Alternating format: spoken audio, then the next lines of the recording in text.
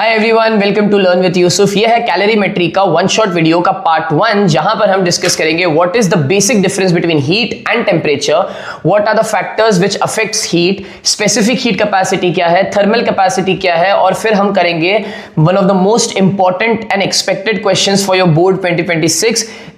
अगर एक बार इन क्वेश्चंस का अप्रोच आपने देख लिया कि अच्छा ये क्वेश्चंस इस तरीके से होता है, trust me by the end of this video आप लोग को खुद वो क्वेश्चंस करने आ जाएंगे।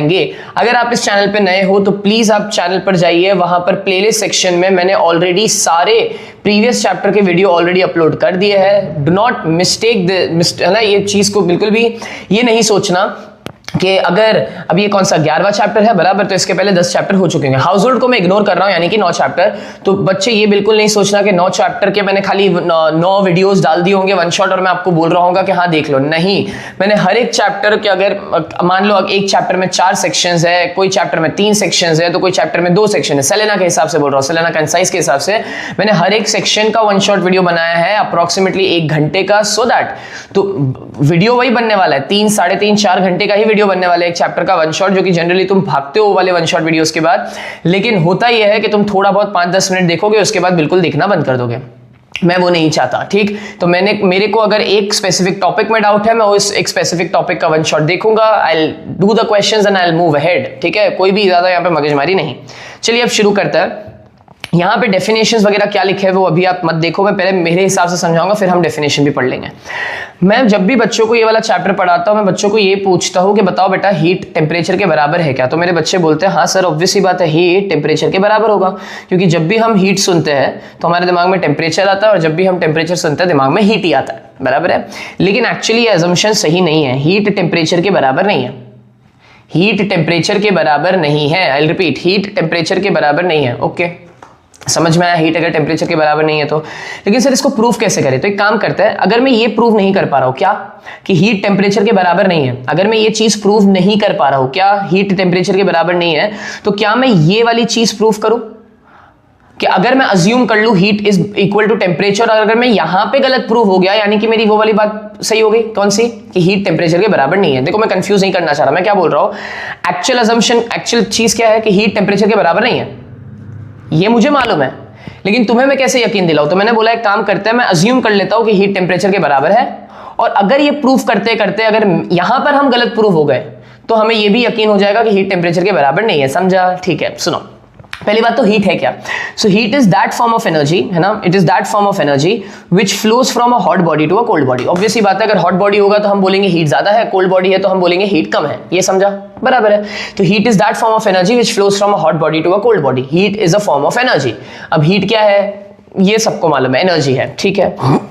तुम भी अगर मान लो जंक फूड खा रहे हो या फिर बहुत सारा खाना खा के अगर मान लो दौड़ लगा लिया, तो बॉडी क्या होती है, हीटअप होती है ना, तो समझता है what is heat. Okay, heat कैसे मेजर की जा सकती है सर? कैलोरी मीटर से मेजर की जा सकती है। हीट के क्या क्या यूनिट्स है? जूल, कैलोरी, किलो कैलोरी, ये सारी बातें बात की है, ठीक है। अब पहले तो हम ये समझते हैं हीट और टेम्परेचर क्या है, बराबर। तो मैंने क्या किया, मैंने 2 ऑब्जेक्ट्स लिए, ठीक। मैंने यहाँ पे 2 ऑब्जेक्ट्स लिए, एक ऑब्जेक्ट ए है और यहाँ पर एक ऑब्जेक्ट बी है, बराबर। एक ऑब्जेक्ट ए है और यहाँ पर एक ऑब्जेक्ट बी है, दोनों अलग अलग ऑब्जेक्ट्स हैं। और मैंने दोनों ऑब्जेक्ट्स को ना हीट करना शुरू किया, 10 सेकंड तक मैंने हीट किया, ठीक है, 10 सेकंड तक मैंने हीट किया, बराबर। अब चलो ना, ये मैं ऐसे भी क्यों समझाऊं, मैं तुम्हें रियलिस्टिकली समझाता हूं। मेरे हाथ में एक जगह पे पेंसिल है, बराबर। मैंने उस पेंसिल को लिया, लाइटर लगाया और 10 सेकंड तक उस पेंसिल को हीट किया, बराबर। हाँ या ना? ठीक है सर, 10 सेकंड तक आपने पेंसिल को हीट किया, मैंने आग बुझाई और मैंने उस पेंसिल के उस वाले पार्ट को टच किया, मुझे लगा गर्म लगा, ठीक है, बेरेबल था। लेकिन अब मैंने वहीं पर एक मेटल की स्पून ले ली, ठीक है, उतने ही साइज की, है ना, लेंथ की, मैंने मेटल की स्पून ले ली और अब मैंने 10 सेकंड तक हीट किया।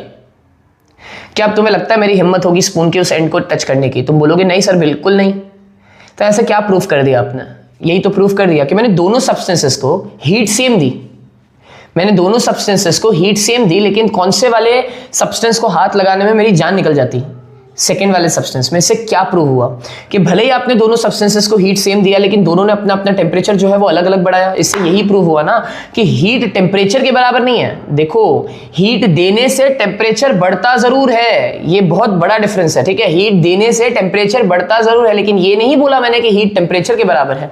तो इससे हमें क्या क्लियर हुआ कि आज के बाद अगर मान लो 2 ऑब्जेक्ट्स को मैंने सेम अमाउंट ऑफ हीट दे दी, मान लो इसको 50 जूल एनर्जी दे दी, इसको भी 50 जूल एनर्जी दे दी, है ना, दोनों के अंदर मान लो हीट सेम है, इसका ये मतलब नहीं है कि दोनों का जो टेम्परेचर होगा वो सेम होगा, ये समझा। सो इफ द हीट, अब हीट को हम Q से रिप्रेजेंट करते हैं, if heat in both the substance is same, Q से, right, heat in both the substance is same, that does not mean the temperature of both the substance is also same, temperature अलग अलग होंगे।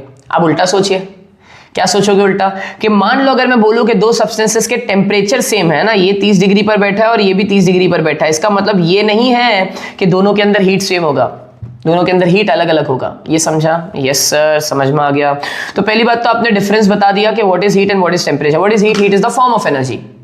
तो sir temperature क्या है? Temperature तो आपने बताया नहीं। Temperature is the degree of hotness और कोल्डनेस ऑफ एन ऑब्जेक्ट। क्या मतलब sir? What is temperature? Temperature is the degree of hotness और कोल्डनेस ऑफ एन ऑब्जेक्ट। क्या मतलब? मान लो अगर मैं तुम्हें टेम्परेचर समझाना है, मैंने तुम में से किसी को उठा के तवे पे बिठा दिया, गर्म तवे पे, ठीक है, तो ये जो तुम्हें एहसास हुआ, तुम ये नहीं बोलोगे सर हीट ज्यादा, तुम बोलोगे सर टेम्परेचर भयंकर है। तो टेम्परेचर क्या है? वो एहसास है। It is the degree of hotness और कोल्डनेस ऑफ एन ऑब्जेक्ट। कौन कितना गर्म है, कौन कितना ठंडा है, हाँ या ना? हाँ या ना? और मान लो तुम बोले नहीं सर तवा बहुत गर्म था और मैंने उठाया तो मैं बर्फ की सिल्ली पे बिठा दिया, बराबर। अब तुम सुन पड़ गए वापस से, तो ये वापस से क्या हुआ? तुम्हारी बॉडी ने क्या एहसास किया, एक्सपीरियंस किया कि यार ये बर्फ बहुत ठंडा है। तो जो एक्सपीरियंस होता है ठंडे गर्म का, वो टेम्परेचर बताता है, समझा? और यहीं पे तो बच्चे बस कंफ्यूज कर देते हैं, उनको लगता है टेम्परेचर पता चल गया तो हीट भी पता चल गया। नहीं, टेम्परेचर से तुम हीट का डायरेक्ट अंदाजा नहीं लगा सकते। मैंने तुम्हें बताया ना अभी तुम्हें ये चीज, ठीक है। चलो शुरू करते हैं अब। Exactly what is heat? Heat is that form of energy which flows from a hot body to a cold body, बराबर है। फिर heat is measured using calorimeter. Unit of heat joule होता है, कैलोरी होता है, किलो कैलोरी होता है। अब कैलोरी और जूल के बीच में एक अच्छा सा रिलेशन है, एक प्यारा सा रिलेशन है। वो क्या है कि 1 कैलोरी होता है 4.18 जूल। क्या होता है 1 कैलोरी? 4.18 जूल, जिसको हम 4.2 जूल भी बोल सकते हैं। क्या होता है 1 कैलोरी? 4.2 जूल या फिर 4.18 जूल, ठीक है सर। अब 1 कैलोरी होता क्या है? What is 1 calorie? Define that. So 1 calorie is that amount of heat energy. क्या बोलेंगे? 1 calorie is that amount of heat energy, that amount of heat energy required by, क्या बोला? required by 1 gram of water, 1 gram of water to raise its temperature,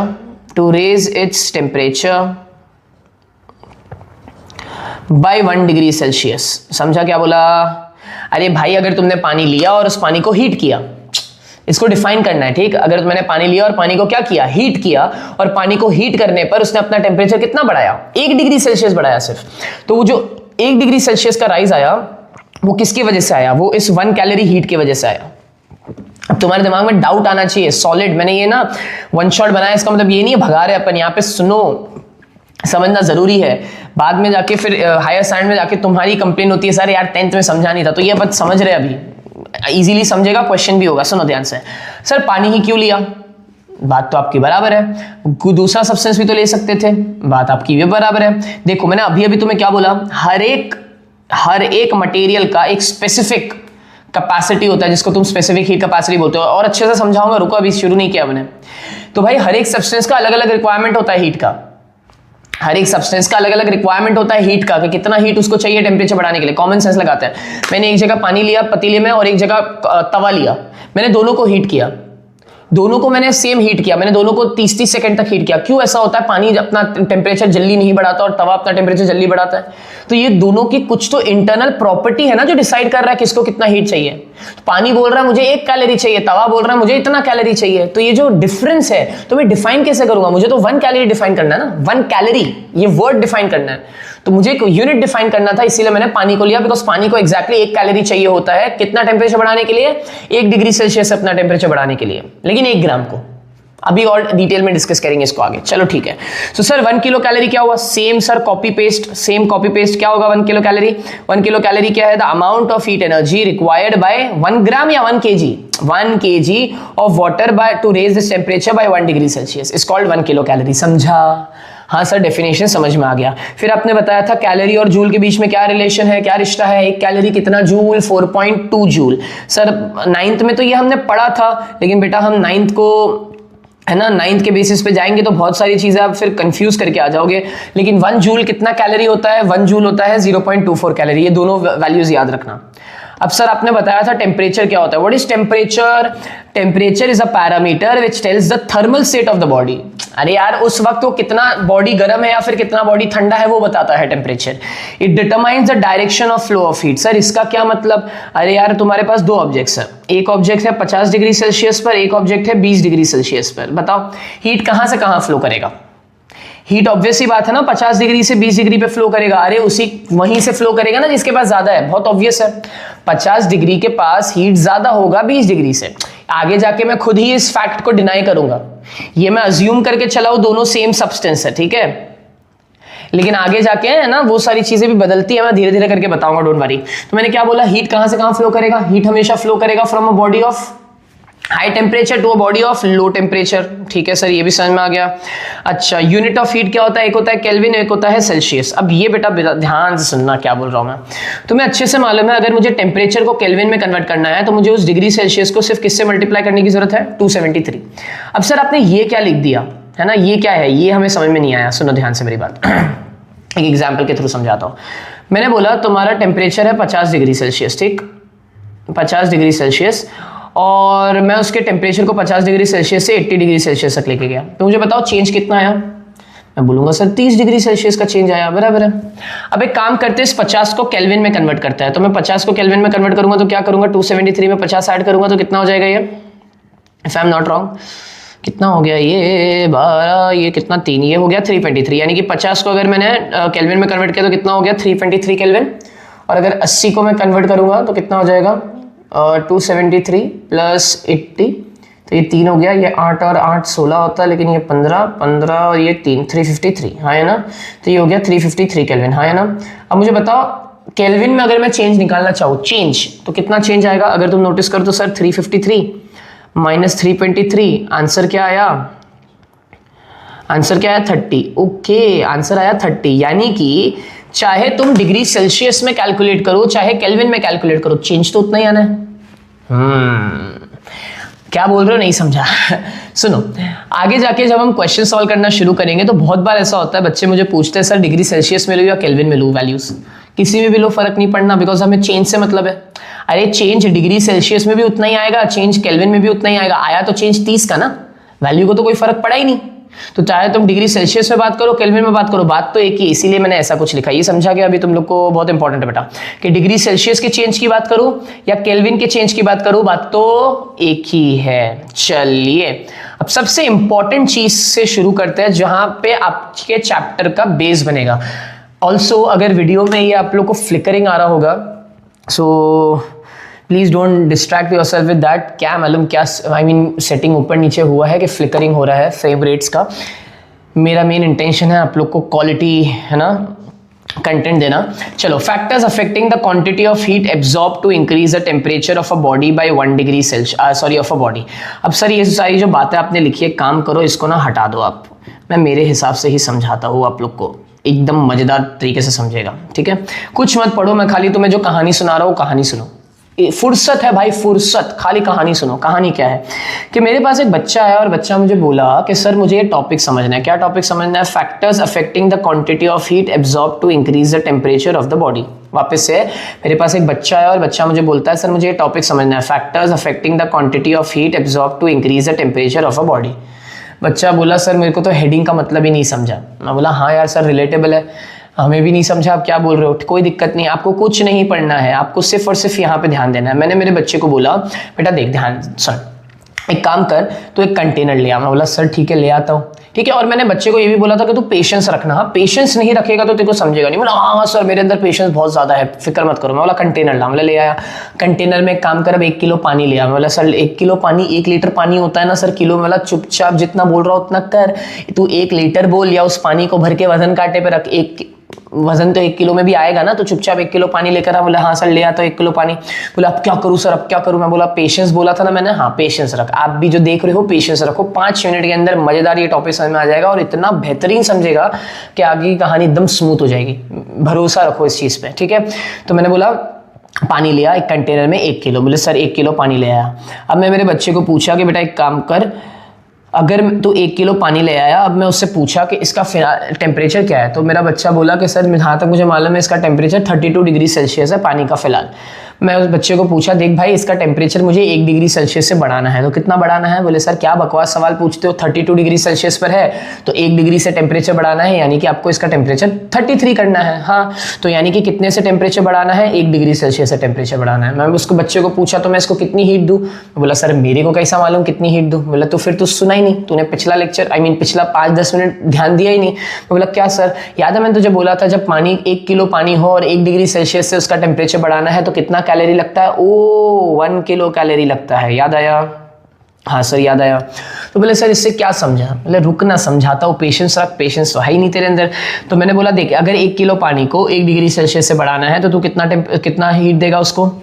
1 kilo calorie. ठीक है, अब एक काम कर, वापस एक कंटेनर ला। बोले सर, बोला ला तो एक कंटेनर ला और उसमें आप क्या करना, 2 किलो पानी ले आना। बोला सर ठीक है 2 किलो पानी ले आया। मैंने बच्चे को बोला देख भाई मेरे को इसको वापस से 1 डिग्री सेल्सियस से बढ़ाना है, यानी कि 32 डिग्री सेल्सियस पे था तो 33 डिग्री सेल्सियस पर लेकर जाना है, तो अब मुझे बता कितना कैलोरी हीट चाहिए। तो मेरा बच्चा बोलता है सर लॉजिक ये बोलता है कि अगर 1 किलो को 1 किलो कैलोरी लग रहा था 1 डिग्री सेल्सियस से बढ़ने के लिए तो 2 किलो को 2 किलो कैलोरी लगेगा। बोला हाँ यार, तो तू पहला पॉइंट तो समझ गया। पहला पॉइंट क्या है? पहला पॉइंट ये है कि कितना अमाउंट ऑफ हीट एनर्जी लगेगा वो डायरेक्टली प्रोपोर्शनल है उस मास ऑफ ऑब्जेक्ट से। तो जितना ज्यादा मास होगा किसी सब्सटेंस का उतना ही ज्यादा उसे हीट लगेगा, उतना ही टेम्परेचर बढ़ाने के लिए। बहुत ऑब्वियस है ना। अगर मैं कम पानी लूं तो कम पानी को मैं कम हीट दूंगा तो भी वो अपना टेम्परेचर बढ़ा लेगा, लेकिन अगर मैं बहुत ज्यादा पानी लूं तो बहुत ज्यादा पानी को बहुत ज्यादा हीट लगेगा उतना ही टेम्परेचर बढ़ाने के लिए। ये वर्ड इंपॉर्टेंट है, उतना ही टेम्परेचर बढ़ाने के लिए। इसीलिए कम पानी को बॉईल करना आसान है और ज़्यादा पानी को बॉईल करना डिफिकल्ट, बिकॉज टेम्परेचर उतना ही बढ़ रहा है दोनों का, लेकिन हीट अलग अलग लग रही है बिकॉज मास डिफरेंस है। तो सर पहला पॉइंट तो हमें समझ में आ गया। बोले ओ आप मुझे पहला पॉइंट समझा रहे थे? बोला हाँ। तो अब मेरे बच्चे जो यहाँ पे वीडियो देख रहे हैं उनको भी याद हुआ क्या कि जब भी आज के बाद तुमसे पूछता है कि हीट एब्जॉर्प्शन किस पे डिपेंड करता है, तुम बोलोगे मास पे। रैंडमली रट के नहीं, समझ के। देखो तुम्हारे सामने मैंने प्रूफ किया कि भाई अगर मास बढ़ेगा तो क्या बोलते हैं हीट भी बढ़ेगा। बोला ठीक है। बोले सर समझ में आ रहा है, चलो पेशेंस रख आगे बढ़ते हैं। अब मैंने बच्चे को बोला एक काम कर वापस से तू क्या ले आ। बोला हाँ हाँ सर मालूम है क्या करना है मुझे क्या करना है, मुझे एक कंटेनर लाना है, बराबर है, उसमें कितना किलो पानी लाना है? 1 किलो पानी लाना है। उसका टेम्परेचर कितने से बढ़ाना है? 1 डिग्री से बढ़ाना है, और 1 डिग्री से बढ़ाने के लिए कितना कैलोरी चाहिए? 1 किलो कैलोरी चाहिए। अब मैं बोला बच्चे को वापस से कंटेनर ला। बोला हाँ सर ले आता हूँ। कितना पानी लाओ? 2 किलो। मतलब चुप बैठ, 1 किलो पानी ला वापस से। बोला ठीक है सर 1 किलो पानी लाया। ठीक, अब क्या करना है, इस बार तुझे इसका टेम्परेचर 1 डिग्री सेल्सियस से नहीं बढ़ाना, 3 डिग्री सेल्सियस से बढ़ाना है। मतलब कि अगर ये 32 डिग्री सेल्सियस पे था तो इसे 35 डिग्री सेल्सियस तक लेके जाना है, यानी कि 32 से 35 लेके जाना है। तो मैंने बच्चे को पूछा देख भाई अगर तुझे अब 3 डिग्री सेल्सियस का टेम्परेचर बढ़ाना है तो तुझे कितना हीट चाहिए? तो मेरा बेटा बोलता है कि भाई देखो अगर 1 kg को 1 डिग्री सेल्सियस से 1 किलो कैलोरी चाहिए तो 3 डिग्री सेल्सियस बढ़ाने के लिए 1 किलो पानी को 3 किलो कैलोरी लगेगा। मैं बोला अरे यार तू तो समझदार निकला। बोला हाँ सर समझदार तो हूं मैं। तो बोले इससे क्या समझा? इससे ये समझा कि जो तुम्हारा हीट एब्जॉर्प्शन है अब वो किस पे डिपेंड कर रहा है? चेंज इन टेम्परेचर पे। किस पे डिपेंड कर रहा है? चेंज इन टेम्परेचर पे। तो जितना टेम्परेचर में चेंज आएगा उतना ही ऑब्वियस सी बात है हीट भी लगेगा। बोला सर दूसरा वाला पॉइंट भी समझ गया। चलो अब समझते हैं। तो आया वो तीसरे वाले पे। मैं बोला यार एक काम कर वापस से तू क्या कर, वापस से तू अब ये सारी बातें हटा देता हूँ। आई डोंट वांट कि तुम किसी भी तरीके से इन्फ्लुएंस हो यहाँ पर, ठीक है। अब मैं वापस उसको बोला एक कंटेनर ला। उस कंटेनर में क्या ला? सर मालूम है यार, कंटेनर ला। कंटेनर में क्या ला? क्या लाएगा कंटेनर में? 1 किलो पानी लिया। कितने से टेम्परेचर बढ़ाना है? 1 डिग्री सेल्सियस से टेम्परेचर बढ़ाना है, बराबर है। चलो 1 डिग्री नहीं लेते इस बार, 10 डिग्री ले लेते हैं। 10 डिग्री सेल्सियस से टेम्परेचर बढ़ाना है तो कितना कैलोरी हीट चाहिए? मैं बोला यार भाई देख 10 किलो कैलोरी हीट चाहिए। बेसिक सा हिसाब है यार, बेसिक सा हिसाब है, बेसिक सा कि मैंने उसको 10 किलो कैलोरी हीट दिया 1 किलो पानी को, तो 10 डिग्री सेल्सियस से अपना टेम्परेचर बढ़ा दिया। ये तो अब ऑब्वियस है ना भाई तुम्हारे लिए। तो मैंने बोला एक काम कर वापस से कंटेनर ला। बोला हाँ सर ले आता हूँ। बोले एक काम कर 1 किलो क्या कर 1 किलो पानी ला। ठीक, अब सॉरी 1 किलो बोल रहा हूँ, 1 किलो बस वो सब मटेरियल लिया। और मैंने बोला कि अब एक काम कर इसको भी 10 किलो कैलोरी दे दे। अब जैसे ही मैंने इसको 10 किलो कैलोरी दिया तो तुम्हें लग रहा होगा हाँ यार ये भी 10 डिग्री सेल्सियस से अपना टेम्परेचर बढ़ाएगा, लेकिन इसने अपना टेम्परेचर बढ़ा दिया 100 डिग्री। भाई साहब एक सेकंड, दोनों को हीट सेम दिया। कितना हीट दिया दोनों को? 10 किलो कैलोरी 10 किलो कैलोरी। एक ने अपना टेम्परेचर सिर्फ 10 डिग्री सेल्सियस से बढ़ाया और दूसरे ने अपना टेम्परेचर कितने से बढ़ा लिया? 100 डिग्री सेल्सियस से। ओके, यानी कि यहां से क्या प्रूव हुआ कि देखो सर, मास दोनों का सेम है, बराबर, हीट दिया मैंने दोनों को सेम, लेकिन तब भी दोनों ने अलग अलग टेम्परेचर क्यों बढ़ाया? ये इसीलिए बिकॉज अब कौन पिक्चर में आ गया? मटेरियल पिक्चर में आ गया ना। What do you mean by material? इसका ये मतलब कि भाई अब तुम्हें मालूम था कि हीट जो है, अमाउंट ऑफ हीट जो है वो दो लोगों पे डायरेक्टली डिपेंड कर रहा था, एक मास पे और एक चेंज इन टेम्परेचर पे। तो जैसे ही मैंने ये प्रोपोर्शनलिटी का साइन हटाया, एक कांस्टेंट आया, जिस कांस्टेंट को हम बोलते हैं स्पेसिफिक हीट कैपेसिटी। ये वो कैपेसिटी है, आई मीन ये वो हीट एनर्जी है जो कि एक ऑब्जेक्ट को चाहिए कि वो अपना टेम्परेचर 1 डिग्री से बढ़ाए, लेकिन अपने रिक्वायरमेंट के हिसाब से। समझा कि नहीं समझा? समझा। अच्छा, यहां से एक बात और प्रूफ करूं मैं, क्या कि जस्ट बिकॉज ऑब्जेक्ट का टेम्परेचर 100 डिग्री सेल्सियस है, इसका मतलब ये नहीं है कि उसके अंदर बहुत ज्यादा हीट होगा। Sir what do you mean by this? 100 degree Celsius मतलब बहुत ज्यादा हीट हुआ ना? नहीं, कहां, तुम्हारे सामने तो प्रूफ किया मैंने। ये देखो, इसके 10 डिग्री सेल्सियस पर भी इसके पास 10 किलो कैलोरी है, और इसके 100 डिग्री सेल्सियस पर भी इसके पास 10 किलो कैलोरी है। 10 किलो कैलोरी कोई ज्यादा बड़ा हीट है नहीं, समझा? तो किसी को भी यही लगता है अगर ऑब्जेक्ट 100 डिग्री सेल्सियस पर है, इसका मतलब उसके अंदर बहुत ज्यादा हीट होगा। ऐसा कुछ नहीं है, ये गलती नहीं करना। आगे जाके मैं बहुत सारे क्वेश्चंस के थ्रू समझाऊंगा ये तुम्हें, डोंट वरी। तो क्या कल आज के बाद अगर तुमने 100 डिग्री सेल्सियस पे किसी ऑब्जेक्ट को देख लिया तो चटका लगेगा? हाँ, वो भयंकर लगेगा, वो लगेगा, लेकिन इसका ये मतलब नहीं है कि अगर उसका टेम्परेचर 100 डिग्री सेल्सियस है तो उसके अंदर बहुत ज्यादा हीट होगा।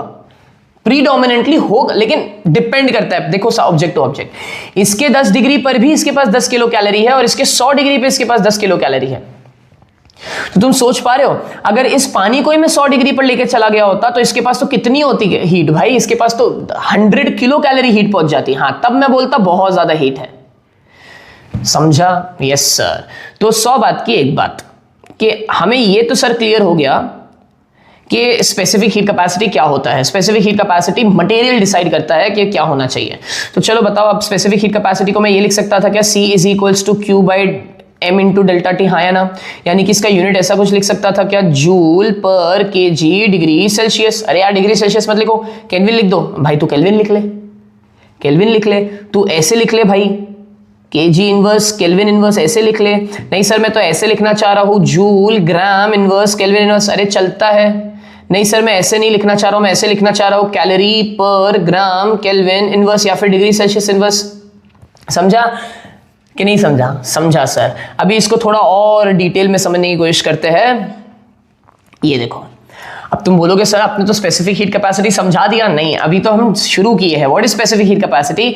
Specific heat capacity of a substance is the amount of heat energy required to raise the temperature of a unit mass. ये वर्ड इंपॉर्टेंट है, of a unit mass of that substance by 1 degree Celsius और 1 kelvin. ये देखो यहाँ पे, ये तुम्हारे सामने अब मैंने रियल वैल्यूज दे दी। ध्यान से सुनो, बहुत इजी है। देखो 1 किलो सब्सटेंस था, बराबर, 10 डिग्री सेल्सियस से बढ़ाना था, तो कितना कैलोरी दे दिया? 10 किलो कैलोरी हीट दे दिया। क्योंकि 1 किलो कैलोरी लगता है 1 डिग्री सेल्सियस को बढ़ाने के लिए, तो 10 डिग्री बढ़ाने के लिए 10 किलो कैलोरी लगा। वहीं पर समझे कि नहीं समझे? हाँ सर समझा। ये देखो, ये स्पेसिफिक हीट कैपेसिटी देखो, स्पेसिफिक हीट कैपेसिटी देखो। अब तुम बोलोगे तुम्हारा है ना, तुम्हारा दिमाग घूम जाएगा, सर ये 1 कैलोरी पर ग्राम क्यों लिख दिया? अरे मेरे भाई, अगर मैं लिखूं 1 किलो कैलोरी चाहिए 1 kg को 1 डिग्री सेल्सियस से बढ़ाने के लिए, के और के कैंसिल हो गया मेरे भाई, तो ये क्या बचा? 1 calorie per gram degree Celsius से बचा ना। अब तुम यूनिट्स का फिक्र मत करो, क्वेश्चंस के थ्रू समझा दूंगा, बेफिक्र रहो। यहां तक अगर समझ में आ रहा है वही अपने आप में बहुत अच्छी बात है, ठीक है। अब ये देखो, दोनों का स्पेसिफिक हीट कैपेसिटी देखो। पानी का स्पेसिफिक हीट कैपेसिटी कितना है? 1 calorie per gram degree Celsius. Copper का कितना है?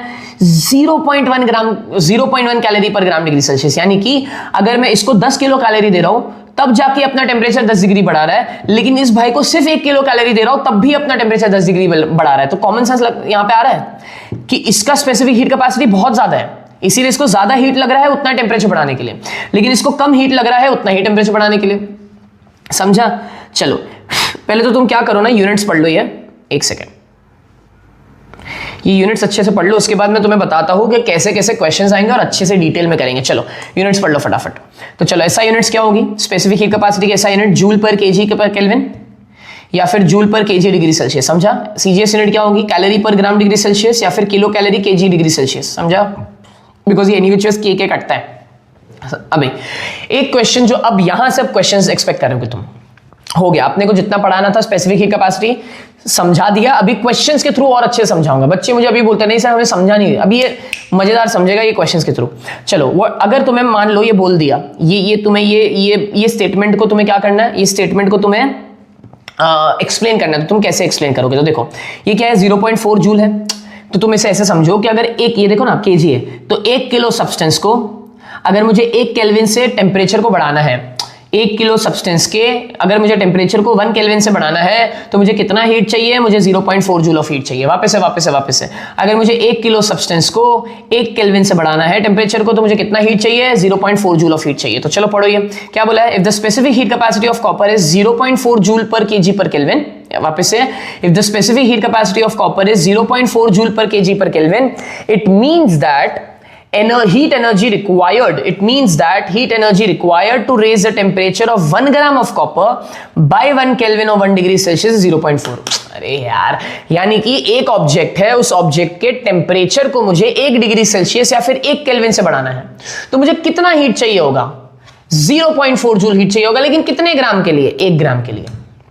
समझा? यही तो है। अब मैं चाहे मर्जी तुम्हें कुछ भी वैल्यू दे दूं तो तुम बता पाओगे। मान लो मैंने बोल दिया 0.4 जूल पर ग्राम पर केल्विन सिल्वर के लिए है, ठीक है, तो मैं बोलूंगा 0.5 joule of energy is required by 1 gram of silver to raise its temperature by 1 degree Celsius और 1 केल्विन। ये देखो हो गया डिफाइन। समझा भाई? आ जाएगा, आराम से कर पाओगे, ठीक है। चलो अब ये हुई ना बात, यहां से समझते क्या है मेन चीज। मैं तुम्हारे हवाले छोड़ता हूं, पहले ये 2 क्वेश्चन रीड करो अच्छे से, उसके बाद मेरा काम है समझाना। देखो क्या बोला है, if both objects are heated till 100 degree Celsius who will have more heat energy absorb. और नेक्स्ट बोला है, if both objects are given same amount of heat which is 500 calorie which object will have greater rise in temperature. अब ये ऐसे question आते ही दिमाग का कचरा हो जाता है बच्चों का, मतलब सर ये क्या है? तो चलो मैं मेरे हिसाब से समझाता हूं पहले, उसके बाद आगे बढ़ेंगे। सुनो, मेरे पास ना यहाँ पे 2 ऑब्जेक्ट्स हैं, इजी रखेंगे, इजी पीजी, इजी। मेरे पास यहाँ पे 2 ऑब्जेक्ट्स हैं, ठीक है।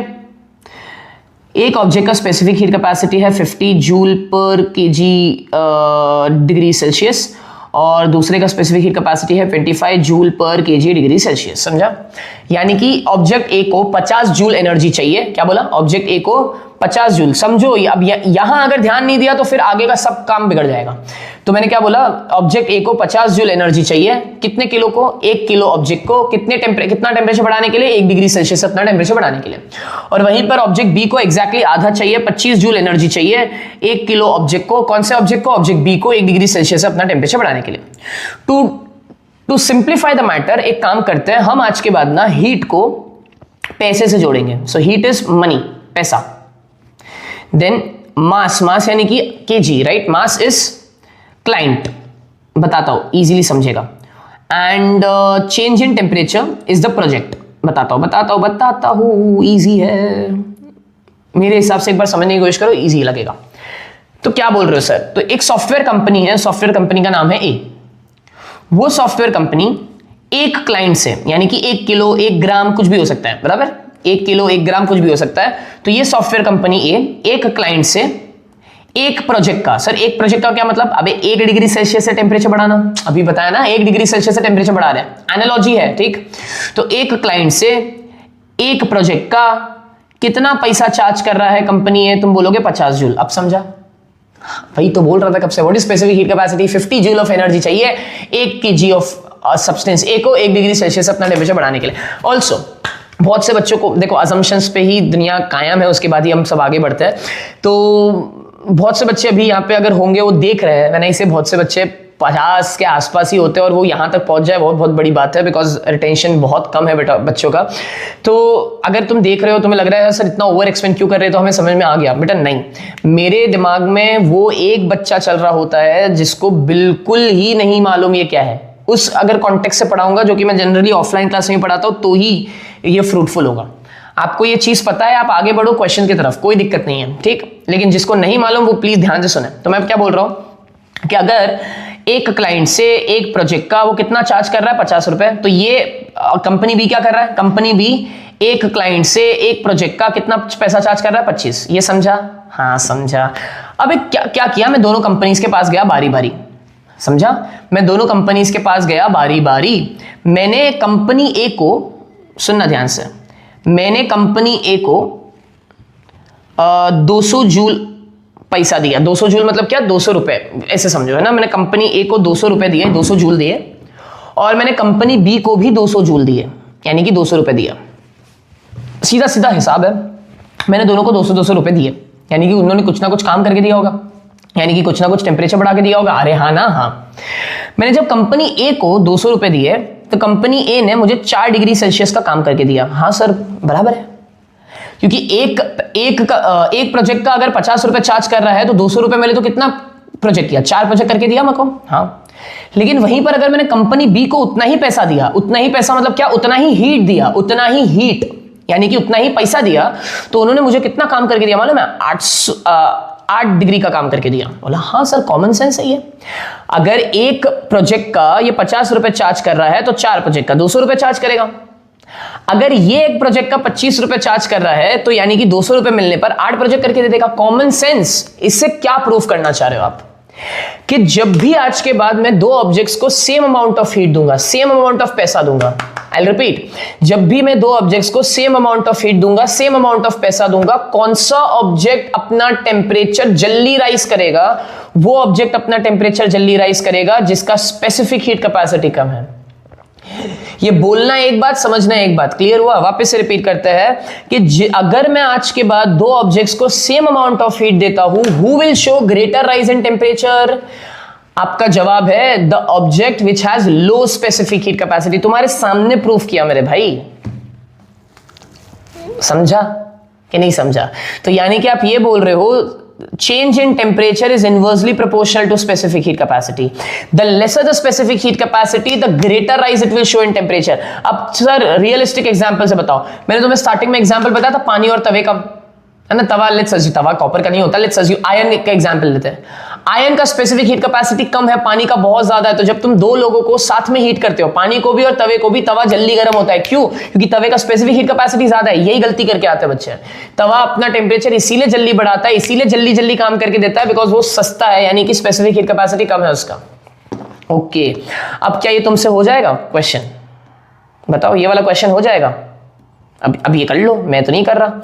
देखो तुम्हारे पास 2 ऑब्जेक्ट्स है, ऑब्जेक्ट ए जिसका specific heat capacity 50 calorie per gram degree Celsius है, ऑब्जेक्ट बी जिसका specific heat capacity 25 calorie per gram degree Celsius है। तुम्हें पूछा है if both are given same amount of heat which is 500 calorie, which object will show greater rise in temperature? अब comment section में लिख दो मेरे भाई, लिख दो। मैं नहीं लिख रहा कि कौन ज्यादा राइज बताएगा टेम्परेचर में। अभी मैंने प्रूफ किया कि दोनों को सेम अमाउंट ऑफ हीट दिया, तो who will show greater rise in temperature? मालूम है तुम्हें, ऑब्जेक्ट ए या ऑब्जेक्ट बी? लिख देना फटाफट। अब दूसरा चीज समझाता हूं। अच्छा, लेकिन सर इससे हमें क्या समझा कि ये जो स्पेसिफिक हीट कैपेसिटी है, ये जो स्पेसिफिक हीट कैपेसिटी है, ये specific heat capacity, low specific heat capacity कहां कहां काम आता है, ये ध्यान से सुनना।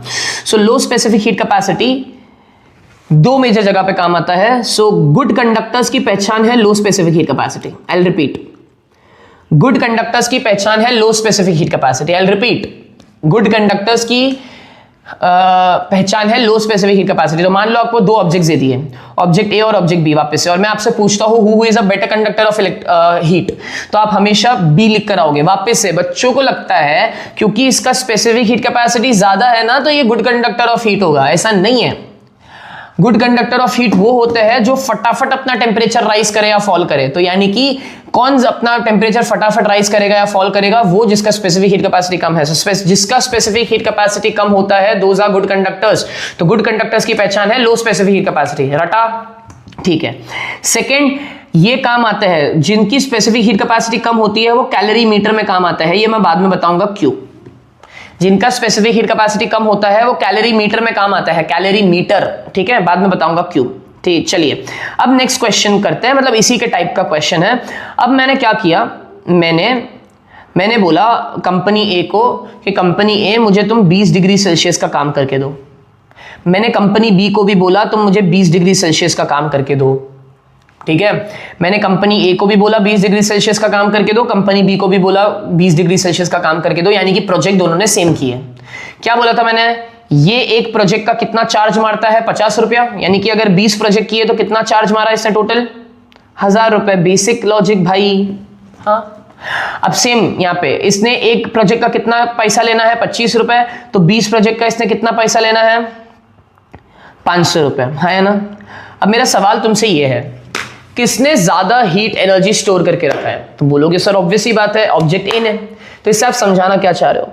समझाना ये चाह रहा हूं कि जब जब तुम्हें ये सवाल आया एग्जाम में कि who has more heat stored, या कुछ ऐसा सवाल है who will lose more energy, या फिर कुछ ऐसा सवाल है who will gain more energy, है ना, तो आप उस टाइम पे उस ऑब्जेक्ट के पास जाना जिसका स्पेसिफिक हीट कैपेसिटी ज्यादा है। यानी कि कौन ज्यादा हीट स्टोर करके, अबे कौन ज्यादा पैसा स्टोर करके रखेगा? वही सबसे ज्यादा पैसा स्टोर करके रखेगा ना जिसका स्पेसिफिक हीट कैपेसिटी ज्यादा है। समझा कि नहीं समझा? समझा। तो ये जो हाई स्पेसिफिक हीट कैपेसिटी है ये कहां काम आता है? हाई स्पेसिफिक हीट कैपेसिटी काम आता है स्टोरिंग में। स्टोरिंग तो हम जब बोलते हैं reservoirs, heat reservoirs, heat reservoirs का मतलब क्या? मेरे को स्पेलिंग नहीं मालूम यार। हीट रिजर्वॉयर्स का मतलब क्या? जो हीट स्टोर करके रख सके। तो सबसे बेस्ट एग्जांपल होता है पानी, क्योंकि पानी का स्पेसिफिक हीट कैपेसिटी इतना हाई है, वो वाटर बैग्स में भी यूज किया जाता है, hot water bag. Common sense लगाओ ना, चलो सोचो, तुमने तवा गर्म किया, तुमने पानी भी गर्म किया, ठीक, तुमने दोनों का टेम्परेचर 100 डिग्री सेल्सियस पर ले आया। कॉमन सेंस लगाओ, चलो तुमने पानी का टेम्परेचर 100 डिग्री सेल्सियस लेकर आया, तुमने कॉपर का यानी मैं बोलूं आयन का भी टेम्परेचर 100 डिग्री सेल्सियस पर लेकर आया। मैं तुमसे पूछता हूं कौन जल्दी ठंडा होगा? तुम बोलोगे सर कॉपर आयन फटाफट ठंडा हो जाएगा। बराबर। क्यों फटाफट ठंडा हो जाएगा? बिकॉज उसके अंदर हीट है ही कम। बच्चे वापस से कंफ्यूज, सर 100 डिग्री है, हीट कैसे कम होगा? मैंने अभी तुम्हें बताया ना, 100 degree is not the factor. उसने कितना हीट स्टोर करके रखा है वो कौन डिसाइड करता है? उसकी हीट कैपेसिटी। मुझे मालूम है कॉपर आयन का हीट कैपेसिटी कम है, तो उसने कम हीट स्टोर करके रखा है 100 डिग्री पर भी। लेकिन पानी का स्पेसिफिक हीट कैपेसिटी बहुत हाई है, तो उसने ज्यादा हीट स्टोर करके रखा है 100 डिग्री पर। तो कौन जल्दी ठंडा होगा? तुम बोलोगे कॉपर आयन। कौन देर से ठंडा होगा? वाटर। इसीलिए पानी ज्यादा टाइम तक हीट स्टोर करके रख सकता है। तो कार इंजन में पानी रखा जाता है गाड़ी को ठंडा करने के लिए। क्यों? कॉमन सेंस लगाओ। अगर मैं कोई और लिक्विड ले लूं, इंजन गर्म हो गया, मैं कोई और लिक्विड ले लूं, वो लिक्विड क्या करेगा? उस हीट को एब्जॉर्ब करेगा और अपना टेम्परेचर तुरंत बढ़ा देगा।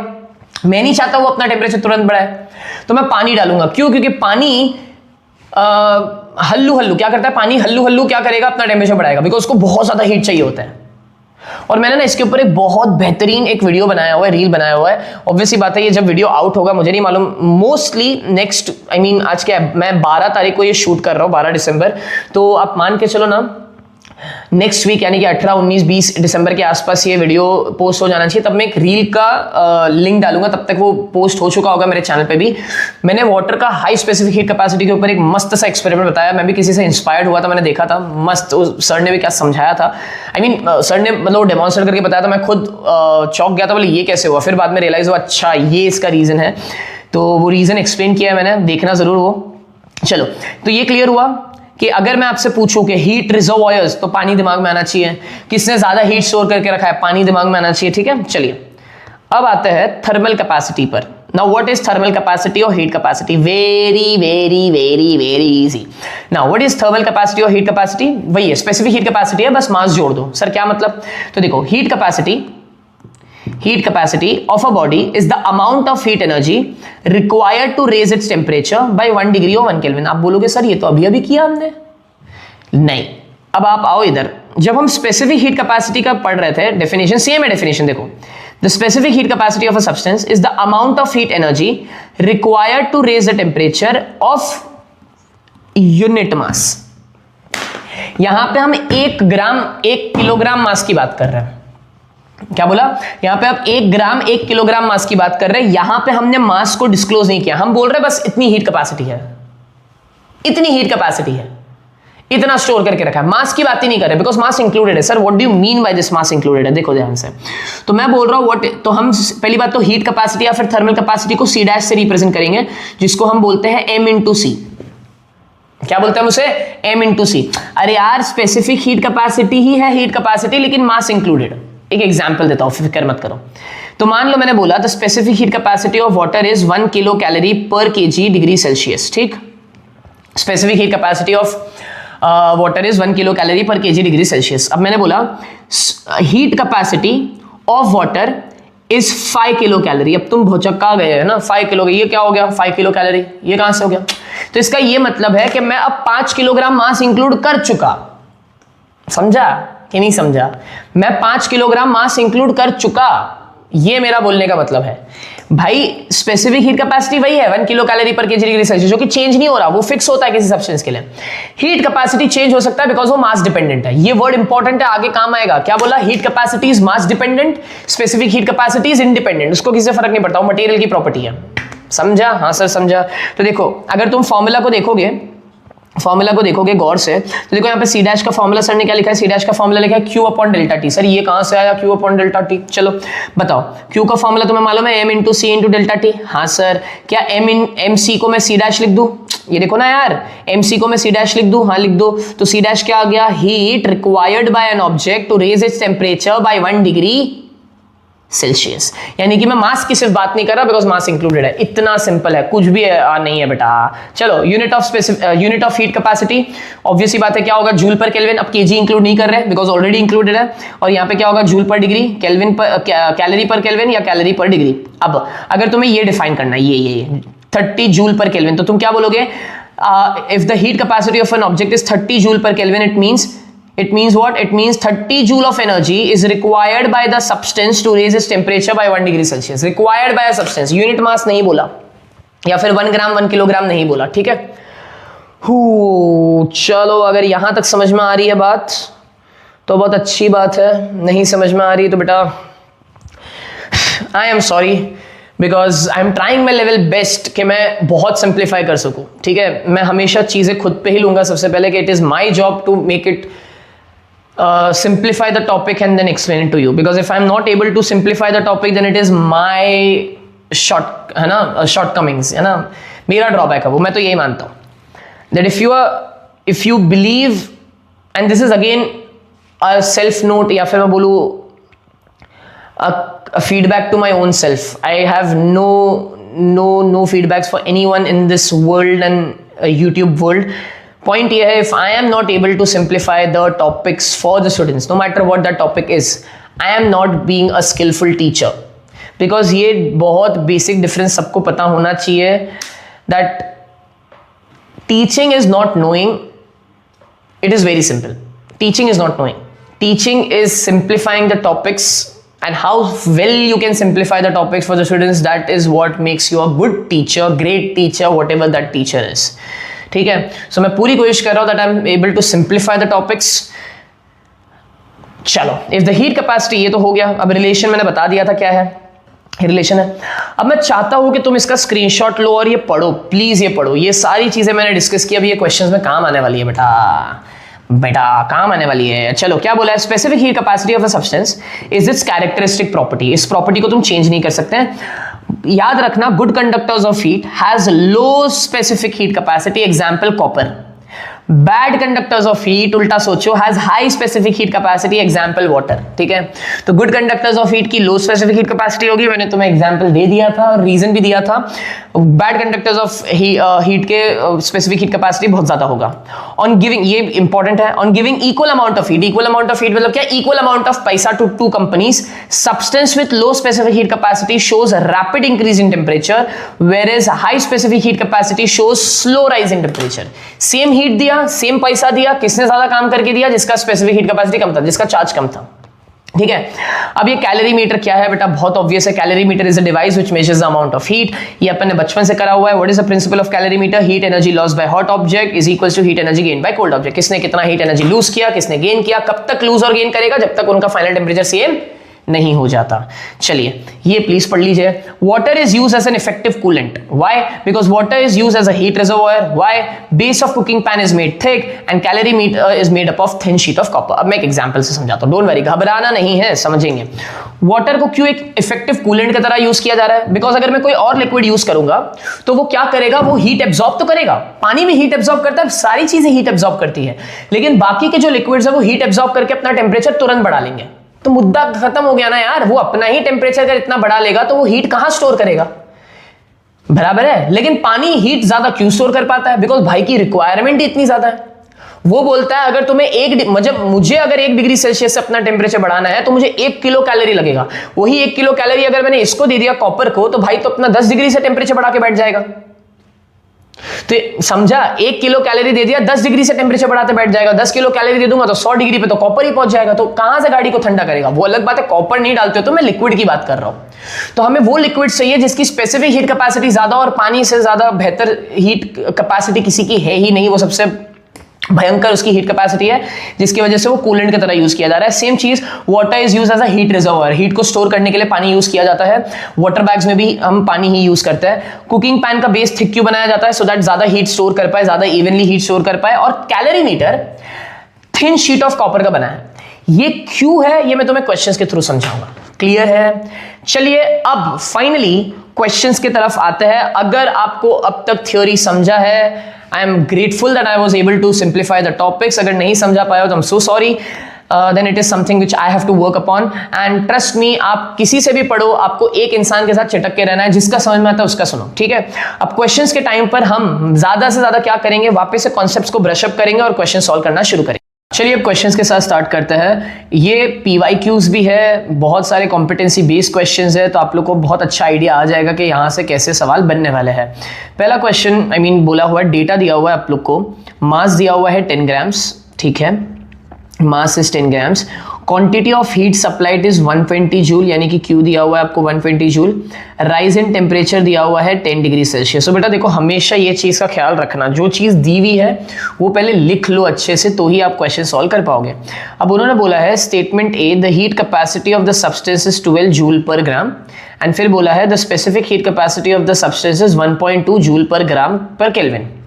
अब वही आपसे पूछा है कि क्या स्टेटमेंट ए करेक्ट है, बी करेक्ट है, दोनों करेक्ट है, दोनों गलत है। देखते हैं पहला उन्होंने क्या बोला है। पहला उन्होंने बोला है the heat capacity of a substance. तो हीट कैपेसिटी का फॉर्मूला क्या था, मैंने आप लोगों को बताया था अभी। पहले सर आप तो फॉर्मूला भी लिख दो, तो क्या है, Q is equals to M into C into delta T, एक फॉर्मूला है। फिर दूसरा फॉर्मूला है Q is equals to C dash into delta T, और तीसरा फॉर्मूला है C dash is equals to M into C. बराबर। क्या पूछा है बेटा, सबसे पहले हीट कैपेसिटी, तो जितना वैल्यू मेरे पास डेटा दिया हुआ है उस हिसाब से हीट कैपेसिटी यानी कि सी डैश, ये वाले फॉर्मूला से तो नहीं निकाल सकता M into C, because M दिया हुआ है, C नहीं पता। लेकिन क्या मैं ये वाले फॉर्मूला से निकाल सकता हूँ सी डैश? हाँ, तो क्या आ जाएगा C dash is Q by delta T. बताओ Q कितना, 120, डेल्टा टी कितना 10, आंसर कितना आया 12। अब तुम बोलोगे यस सर 12 आ गया, मतलब स्टेटमेंट ए तो करेक्ट है। गलत है स्टेटमेंट ए। कैसे? आंसर 12 है ना। अब जरा 12 के बाद यूनिट देखो, इसीलिए इंपॉर्टेंट होते हैं कॉम्पिटेंसी स्टाइल क्वेश्चन। बस यहां पे घुमा रहे होते हैं आप लोग को, आप घूम जाते हो, मत घूमो। तो 12 जूल, जूल क्या पर केल्विन होता है ना बेटा, इन्होंने पर ग्राम दिया है, जूल पर ग्राम हीट कैपेसिटी का यूनिट नहीं है।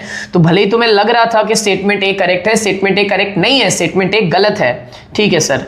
अब next question, next statement verify करते हैं। The specific heat capacity of a substance is this. तो देखो स्पेसिफिक हीट कैपेसिटी का फॉर्मूला क्या था, C dash is equals to M into C, हाँ ना, बराबर। सी डैश तो तुम्हें अभी पता चला 12 है, ठीक। भले यूनिट उन्होंने गलत दिया, लेकिन हमें तो मालूम है ना 12 है वैल्यू। M कितना है 10, C कितना है नहीं पता, तो C कितना आ जाएगा 1.2, बराबर है। तो C का वैल्यू तो 1.2 आ रहा है, लेकिन 1.2 क्या यूनिट उन्होंने बराबर दिया है? हाँ, जूल पर ग्राम पर केल्विन, यूनिट उन्होंने बराबर दिया है। यानी कि स्टेटमेंट ए सही नहीं है, स्टेटमेंट बी सही है। मैंने फट से टर्न मारा है ना, स्टेटमेंट ए सही नहीं है और स्टेटमेंट बी सही है। तो यानी कि एक सेकेंड, हाँ, तो हम क्या बोलेंगे, only statement B is correct, because उन्होंने ऐसा कोई ऑप्शन दिया नहीं है कि आपको ए को इनकरेक्ट और बी को करेक्ट, तो only statement B is correct, ठीक है। चलिए नेक्स्ट क्वेश्चन की तरफ बढ़ते हैं। 3 metals A, B and C are supplied with same quantity of heat. अब सुनो, ऐसे सवाल जो रेशियो वाले सवाल होते हैं, इनको कैसे सॉल्व करना है, बहुत ईजी होता है इनको सॉल्व करना, बताता हूं। 3 metals A, B and C are supplied with the same quantity of heat, यानी कि QA बराबर QB बराबर QC, ये समझा, ये ऐसा है। फिर बोला है the masses are in the ratio of 2:3:4, यानी कि MA:MB:MC। क्या है बताओ, MA:MB:MC क्या है, बताओ बताओ बताओ। अरे यार ये पूरा ही हट गया, एक सेकेंड।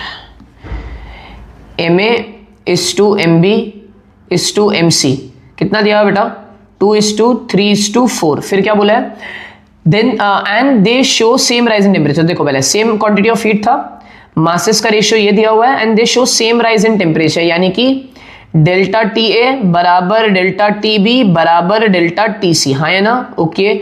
उन्होंने बोला है then the ratio of their thermal capacities.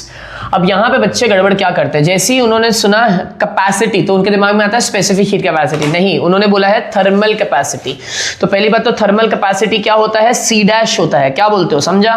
Thermal capacity क्या होता है, सी डैश। मैं ना दोनों सॉल्व करके बताऊंगा, भले ही उन्होंने पूछा है थर्मल कैपेसिटी का रेशियो, मैं तुम्हें स्पेसिफिक हीट कैपेसिटी का भी रेशियो निकाल के बताऊंगा और यहां से एक पॉइंट डिस्कस करना है हमें, ठीक है? तो चलो पहले काम करते हैं, स्पेसिफिक हीट कैपेसिटी निकाल लेते हैं। तो क्या मैं बोल सकता हूं, ये वाला फॉर्मूला आएगा क्यू ए बराबर क्यू बी बराबर क्यू सी, हाँ या ना, बराबर। तो क्या लिखूंगा, एम ए, अब मैं काम करता हूँ 1 1 1 लिख देता हूँ, इजी होगा मेरे लिए। Q1 बराबर Q2 बराबर Q3, तो ये क्या हो जाएगा, M1 C1 डेल्टा T1 बराबर M2 C2 डेल्टा T2। ये तुम्हें समझ में भी आ जाएगा कैसे सॉल्व करना है questions. M3 C3 delta T3 बराबर है। अब देखो उन्होंने पूछा नहीं है हमसे उन्होंने स्पेसिफिक हीट कैपेसिटी नहीं पूछा, लेकिन मैं तब भी रेशियो निकाल रहा हूं, घाई मत करो, सुनो मेरी बात ध्यान से, आधा अधूरा देखोगे कंफ्यूज जाओगे। Delta T1 delta T2 delta T3 तो कैंसिल हो जाएगा बिकॉज सेम है, बराबर। तो यानी कि अगर मुझे रेशियो चाहिए किसका, C1 C2 और C3 का, तो मैं कुछ ऐसे लिखूंगा C1 बटा C2 बटा C3, क्या हो जाएगा, यानी कि C1, समझे, C1 is to C2 is to C3, तो ये इक्वल टू के यहाँ पे क्या आ जाएगा M3 is to M2 is to M1, ये समझा सबको? हाँ, तो अगर M1 is to M2 is to M3, 2 is to 3 is to 4 था, तो M3 M2 M1 क्या हो जाएगा, 4 is to 3 is to 2। तो तुम बोलोगे सर हाँ ऑप्शन बी है, मार्क करोगे, आगे बढ़ोगे। मैंने एक गलती बताई पहले तुम्हें कि बच्चों से क्या गलती होती है, वो क्या करते हैं, वो लोग नहीं पढ़ते कि उन्होंने थर्मल कैपेसिटी का तुमसे रेशियो पूछा है, तुमने स्पेसिफिक हीट कैपेसिटी का रेशियो निकाल दिया, तुम 4 is to 3 is to 2 mark करके आओगे, 0 मिल जाएगा तुम्हें। तो अगर स्पेसिफिक हीट कैपेसिटी पूछते तो ये करते, तुम्हारा आंसर बराबर था, लेकिन उन्होंने स्पेसिफिक हीट कैपेसिटी पूछा ही नहीं मेरे बच्चे, उन्होंने तो तुम्हें थर्मल कैपेसिटी पूछा है। अब थर्मल कैपेसिटी का फॉर्मूला क्या होता है, क्या मैं बोल सकता हूं, ये वाला फॉर्मूला होता है Q1 बराबर Q2। थर्मल कैपेसिटी का फॉर्मूला क्या होगा, C dash delta T1 is equals to C dash 2 delta T2, ये समझा? अब मुझे एक बात बताना, क्या delta T1 delta T2 same है? हाँ, तो इससे क्या प्रूव हुआ कि थर्मल कैपेसिटीज का तो रेशियो दोनों का सेम निकल कर आया ना। तो यानी कि एक्चुअली यहाँ पे ये भी लिखना चाहिए था, सो सॉरी, Q3 भी लिखना चाहिए था, तो ये आ जाएगा C-3 डेल्टा T3, यानी कि ये भी कैंसिल हुआ, यानी कि तीनों की थर्मल कैपेसिटीज का रेशियो तो सेम है। समझा कि नहीं समझा? तो एक्चुअल आंसर क्या आना चाहिए था, 1A आना चाहिए था, 1:1:1। समझा? ये बच्चों से गलती ऑफलाइन में भी हुई है, कुछ बच्चों से थर्मल कैपेसिटी पूछा, thermal heat specific heat capacity नहीं। चलिए आगे बढ़ते हैं। नेक्स्ट बोला है to substances A and B have the same mass, ठीक है, यानी, और मैं A एंड B नहीं लिख रहा हूँ बेटा, मैं M1 M2 लिख रहा हूँ बिकॉज ईजी हो जाता है मेरे लिए सॉल्व करना। M1 is to M2 क्या है, यानी कि M1 M2 सेम है, ऐसे ही लिख देता ना डायरेक्टली, M1 और M2 क्या है, सेम है। Then substance A has higher specific heat capacity than substance B, ठीक है, ये इंपॉर्टेंट इंफॉर्मेशन है। Substance A has higher specific, अब दो ही सब्सटेंस है तो लिख देते हैं, Ma इक्वल टू MB और specific heat capacity of A is greater than specific heat capacity of B। समझा क्या? ये बोला है इन्होंने क्वेश्चन में। फिर उन्होंने बोला है what consequences would you expect, what consequences would you expect when these substances are subjected to the same amount of heat energy, यानी कि अगर मैं दोनों को same amount of heat energy भी दे दूं, दोनों को अगर मैं same amount of heat energy भी दे दूं, तो यहां इसमें से क्या होने वाला है? तो चलो ऑप्शंस पढ़ते हैं। उन्होंने बोला है substance A will experience smaller temperature change than substance B। फिर बोला है substance A will experience larger temperature change than substance B। फिर बोला है both substances will experience the same temperature change। Sir ये तो कतई नहीं हो रहा, सी तो कतई नहीं है, ठीक है। अभी नेक्स्ट बोला है either of them can show greater change in temperature as the temperature change depends on the factors other than, नहीं ये भी नहीं दिख रहा है, यूजलेस ऑप्शन है। यानी कि या तो पक्का ऑप्शन ए है या तो पक्का ऑप्शन बी। अब वापस से दिमाग लगा, सर ने क्या बोला था, सर ने क्या बोला था कि स्पेसिफिक हीट कैपेसिटी डिसाइड करता है किसमें राइज इन टेम्परेचर ज्यादा आएगा कम आएगा। तो बताओ मैंने क्या बोला था, कौन ज्यादा राइज इन टेम्परेचर बताएगा, जिसका स्पेसिफिक हीट कैपेसिटी कम है या ज्यादा, उल्टा सोचो, तो वो राइज इन टेम्परेचर ज्यादा बताएगा जिसका स्पेसिफिक हीट कैपेसिटी कम है। अब कॉमन सेंस लगाओ, किसका स्पेसिफिक हीट कैपेसिटी कम है, बी का, यानी कि ज्यादा राइज इन टेम्परेचर कौन बताएगा, बी, और कम राइज इन टेम्परेचर कौन बताएगा, ए। तो अब ऐसा ऑप्शन ढूंढते हैं, substance A will experience smaller rise in temperature, यही है तुम्हारा option, substance A will show smaller rise in temperature than substance B. समझा? तो ऑप्शन ए है। अब हो रहा है हेल्प थ्योरी। चलिए नेक्स्ट क्वेश्चन की तरफ बढ़ते हैं। Two metals A and B have the specific heat capacities in the ratio 2:3। तो चलो क्या बोला है, Ma is to Mb क्या दिया हुआ है, 2:3 बराबर।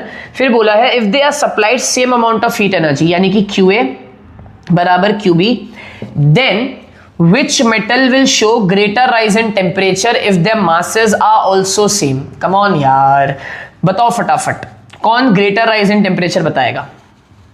एक सेकंड में। तो आपको नहीं लगता मैंने यहाँ पे गड़बड़ कर दिया? आपको लगा? मेरे को तो लगा, मैंने मासेस का रेशियो लिख दिया। So sorry, actually specific heat capacity का रेशियो है। Two metals have the specific heat capacity ratio in the form 2:3 if they are applied the same amount of heat and if they have same mass who will show greater rise in temperature. Sir ये solve करने की भी जरूरत नहीं है, ये तो हमें डायरेक्टली मालूम है। कौन ज्यादा राइज इन टेम्परेचर बताएगा? Come on, who will show greater rise in temperature? आप बोलोगे सब्सटेंस बी या A? Substance A will show greater rise in temperature. बताओ क्यों? बताओ क्यों ग्रेटर राइज इन टेम्परेचर? क्यों भाई? क्योंकि उसका स्पेसिफिक हीट कैपेसिटी कम है। अपन ने अभी डिस्कस किया, सॉल्व करना है तो सॉल्व भी कर सकते हो बेटा। ये देखो सॉल्व कर लो, क्या आ जाएगा? MaCa डेल्टा TA बराबर MB CB डेल्टा TB बराबर।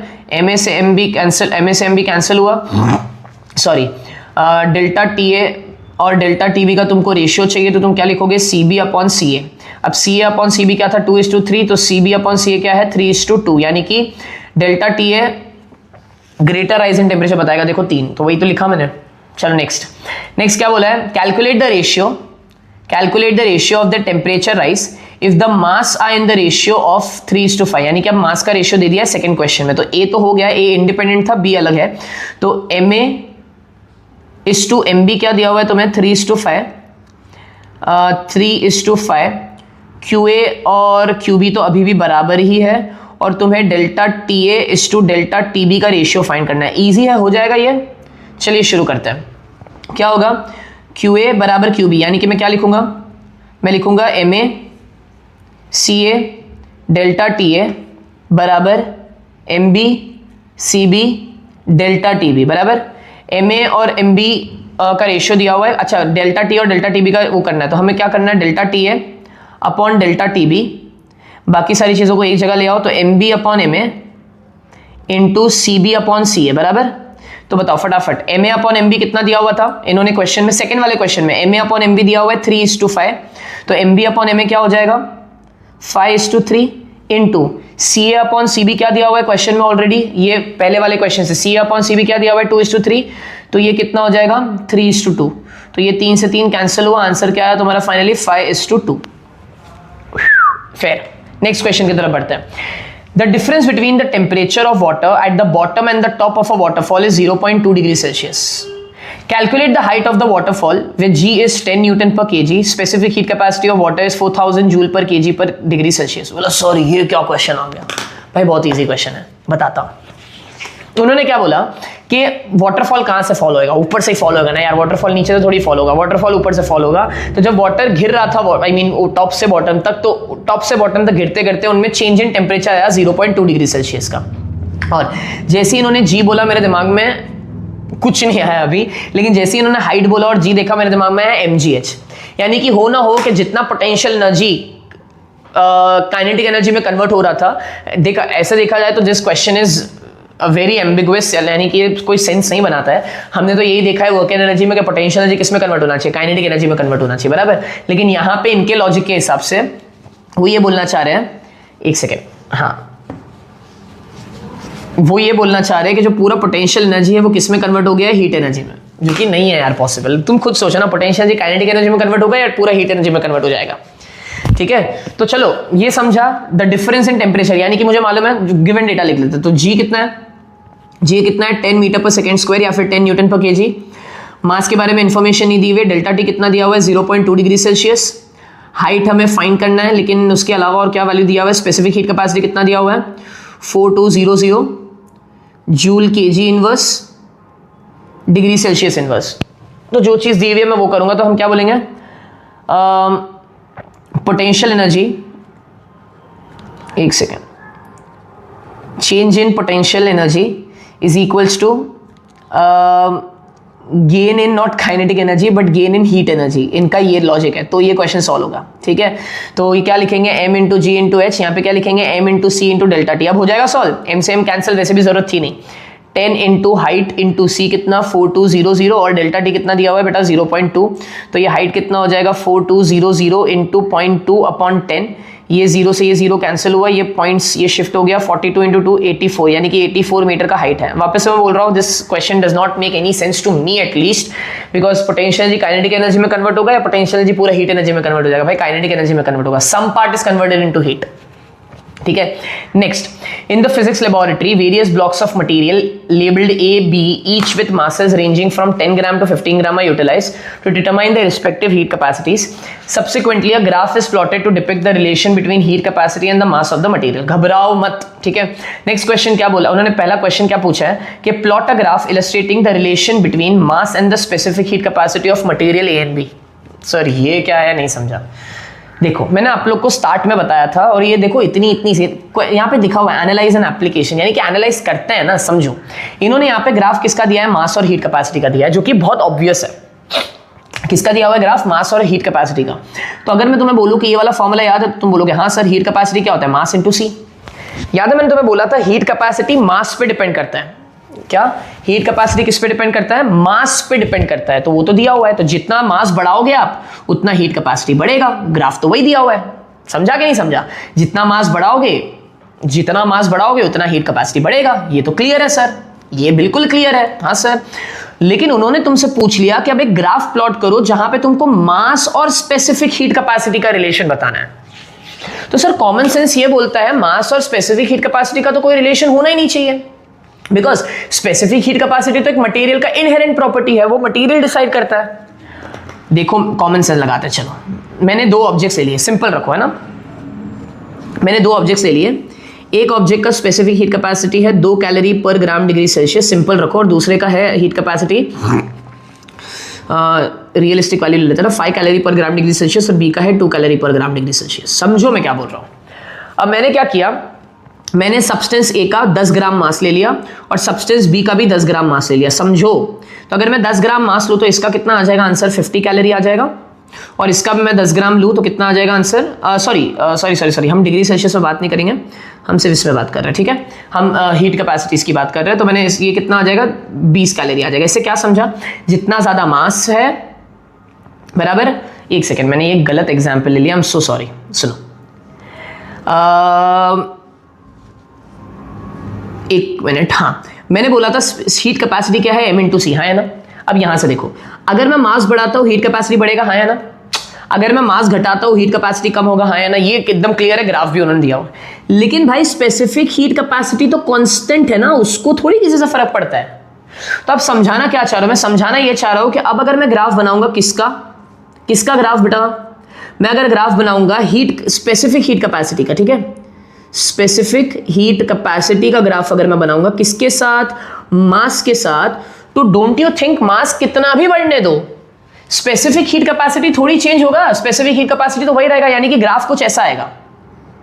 समझा?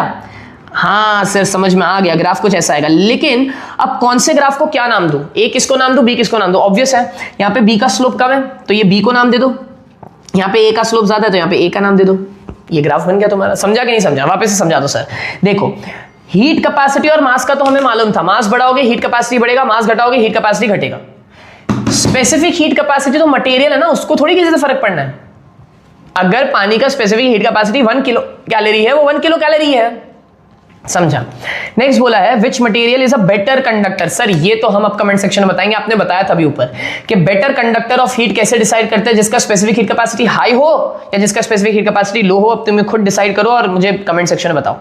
इसके बाद के क्वेश्चन अब तुमको रिपीटेटिव लगेंगे भाई, इसीलिए रिपीटेटिव है क्वेश्चन, क्योंकि क्वेश्चन इसी तरीके के आते हैं बोर्ड्स में। मजाक नहीं कर रहा हूं, 5 साल के पेपर उठा के देख लो, या मैं बोलूं 3 साल के उठाओ। अब तो पिछला 2023 के पीछे जाओ मत, बिकॉज अब बहुत ज्यादा चेंज हो गई है। चलो next question, a certain amount of heat will warm up 1 gram of material x by 10 degree Celsius, यानी कि change in temperature for x कितना दिया हुआ है 10 degree Celsius, and 1 gram of material y by 40 degree Celsius, यानी कि दोनों को सेम हीट देने पर एक ने कितना टेम्परेचर बढ़ाया 10 डिग्री से और दूसरे ने कितना टेम्परेचर बढ़ाया 40 डिग्री से। Which material has a higher specific heat capacity. वापस से बच्चा घाई में अगर होगा, हाँ सर किसके पास स्पेसिफिक हीट कैपेसिटी ज्यादा होगी, मटेरियल y। कैसे होगी मटेरियल वाई के पास स्पेसिफिक हीट कैपेसिटी ज्यादा मेरे भाई? हमने क्या डिसाइड किया था, जो अपना टेम्परेचर तुरंत बढ़ाता है उसका स्पेसिफिक हीट कैपेसिटी कम, और जो अपना टेम्परेचर मर मर के बढ़ाता है उसका स्पेसिफिक हीट कैपेसिटी ज्यादा, बिकॉज जो स्पेसिफिक हीट कैपेसिटी है, सॉरी, जो चेंज इन टेम्परेचर है वो स्पेसिफिक हीट कैपेसिटी के इनवर्सली प्रोपोर्शनल होता है। समझा कि नहीं समझा? हाँ सर समझा, समझा सर, ठीक है। क्या बोलोगे? तो क्वेश्चन ए का आंसर क्या हो गया? उन्होंने बोला है which material has higher specific heat capacity, material X has higher specific heat capacity since it shows slower rise in temperature. Yes sir. अब नेक्स्ट क्वेश्चन पूछा है विच मटेरियल एक्स और Y would you select to make a calorimeter. अब इसका जवाब मैंने तुम्हें दिया नहीं था, राइट? बराबर है। सुनो, होता यह है कि कैलोरी मीटर एक सब्सटेंस होता है जहां पर हम ऑलरेडी एक लिक्विड रखते हैं और बाहर से एक ऑब्जेक्ट को लाते हैं। देखो, कैलोरी मीटर का मेन ऑब्जेक्टिव ये है कि दो ऑब्जेक्ट्स अपने बीच में क्या करें, हीट एक्सचेंज करें। तो एक एनर्जी हीट लूज करेगा, एक एनर्जी हीट, एक ऑब्जेक्ट हीट गेन करेगा, बराबर। अब इस हीट एक्सचेंज के दौरान ऑब्वियस सी बात है, ये जो कैलोरी मीटर वेसल है ये भी तो इन्वॉल्व होगा ना, ये भी तो हीट एक्सचेंज का भाग लेगा, बराबर। हीट एक्सचेंज में भाग लेगा, ये भी कुछ ना कुछ हीट एनर्जी लूज या गेन करने वाला है, समझा? मैं चाहता हूं ये कम से कम अपना हीट एनर्जी लूज या गेन करे। मैं क्या चाहता हूं, ये कम से कम अपना हीट एनर्जी लूज या गेन करे, ज्यादा हीट एनर्जी में इन्वॉल्वमेंट नहीं होना चाहिए।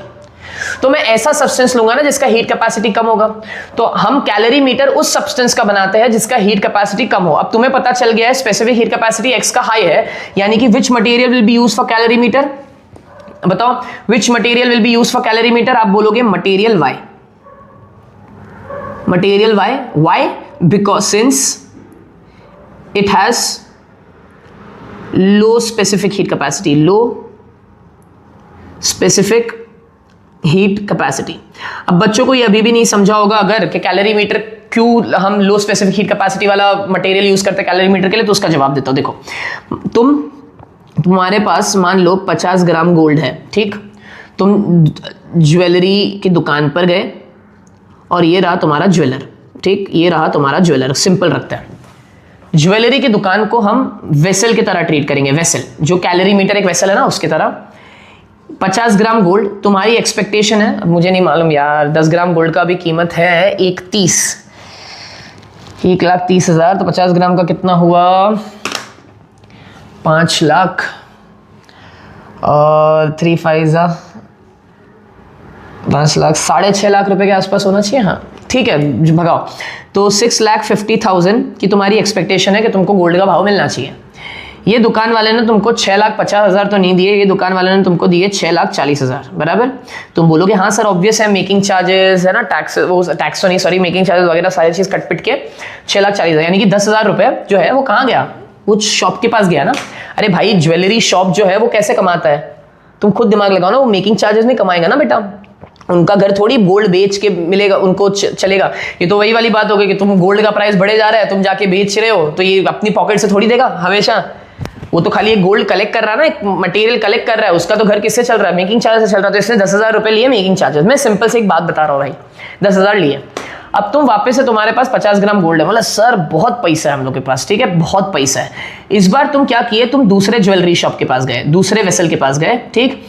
तुम वापस से 50 ग्राम गोल्ड लेके गए, मान लो अंदाजन अभी उतना ही भाव चल रहा था, तो तुम्हें वापस से कितनी एक्सपेक्टेशन थी? 6,50,000। इस बार तुम्हें इस वाले ज्वेलर से मालूम है कितने पैसे मिले? तुम्हें मिले 6,45,000। तुम मुझे बताओ अगली बार से तुम कहां जाओगे? नहीं बोलो ना, कहां जाओगे तुम? कहां जाओगे? पहले वाले ज्वेलरी शॉप के पास जाओगे? नहीं जाओगे ना। तुम क्या बोलोगे? सर मैं तो दूसरे वाले ज्वेलरी शॉप के पास जाऊंगा। क्यों? बिकॉज इस वाले ज्वेलरी शॉप ने कम मेकिंग चार्ज मारा, समझा? कैलोरी मीटर को वेसल से मैंने कंपेयर करने बोला था। वेसल जितना कम भाग लेगा ये एक्सचेंज में, उतना अच्छा ना। लेन देन किसके बीच में हो रहा था? तुम्हारे और ज्वेलर के बीच में। बीच में खाचा किसका था? ज्वेलरी शॉप का, जो कि दुकान वाले ज्वेलर का ही है। अगर वो वेसल ही ज्यादा खाचा मारेगा तुम्हारा नुकसान हुआ ना, यानी कि दोनों पार्ट, आई मीन उसका तो नहीं हुआ ऑब्वियसली बात है, लेकिन तुम्हारा नुकसान हुआ, ऐसे समझो। तो मैं नहीं चाहता कि हीट एक्सचेंज जब हो रहा हो दो मटेरियल के बीच में, वेसल कैलोरीमीटर अननेसेसरी अपना इन्वॉल्वमेंट दिखाए। तो अब समझा कैलोरीमीटर किसका बना होगा? उस सब्सटेंस का बना होगा जिसका स्पेसिफिक हीट कैपेसिटी कम होगा, क्योंकि जिसका स्पेसिफिक हीट कैपेसिटी कम, वो कम इन्वॉल्वमेंट लेगा और वो कम हीट एनर्जी गेन करेगा। हाँ सर, अब समझ में आ गया। तो जब गुड कंडक्टर्स की बात करूं, तब भी लो स्पेसिफिक हीट कैपेसिटी, जब कैलोरीमीटर की बात करूं तब भी लो स्पेसिफिक हीट कैपेसिटी। चलिए नेक्स्ट क्वेश्चन की तरफ बढ़ते हैं। नेक्स्ट क्वेश्चन बोला है a metal piece of mass, ठीक है, a metal piece of mass 5 gram, a metal piece of mass 5 gram and thermal capacity 2.5, a metal piece of mass 5 gram and thermal capacity 2.5, यानी कि C dash दिया हुआ है कितना है, 2.5 joule पर kelvin. If the mass of the metal is tripled, ठीक है, if the mass of the metal is tripled, यानी कि मास कितना, 5 3 सा कितना हुआ, ट्रिपल बोला ना, हाँ 15 हुआ, 15 gram, then it's specific heat capacity is, यानी कि सी पूछा है, ठीक। अब ऑप्शन देखने की जरूरत नहीं है, अभी पहले सॉल्व कर लेता है।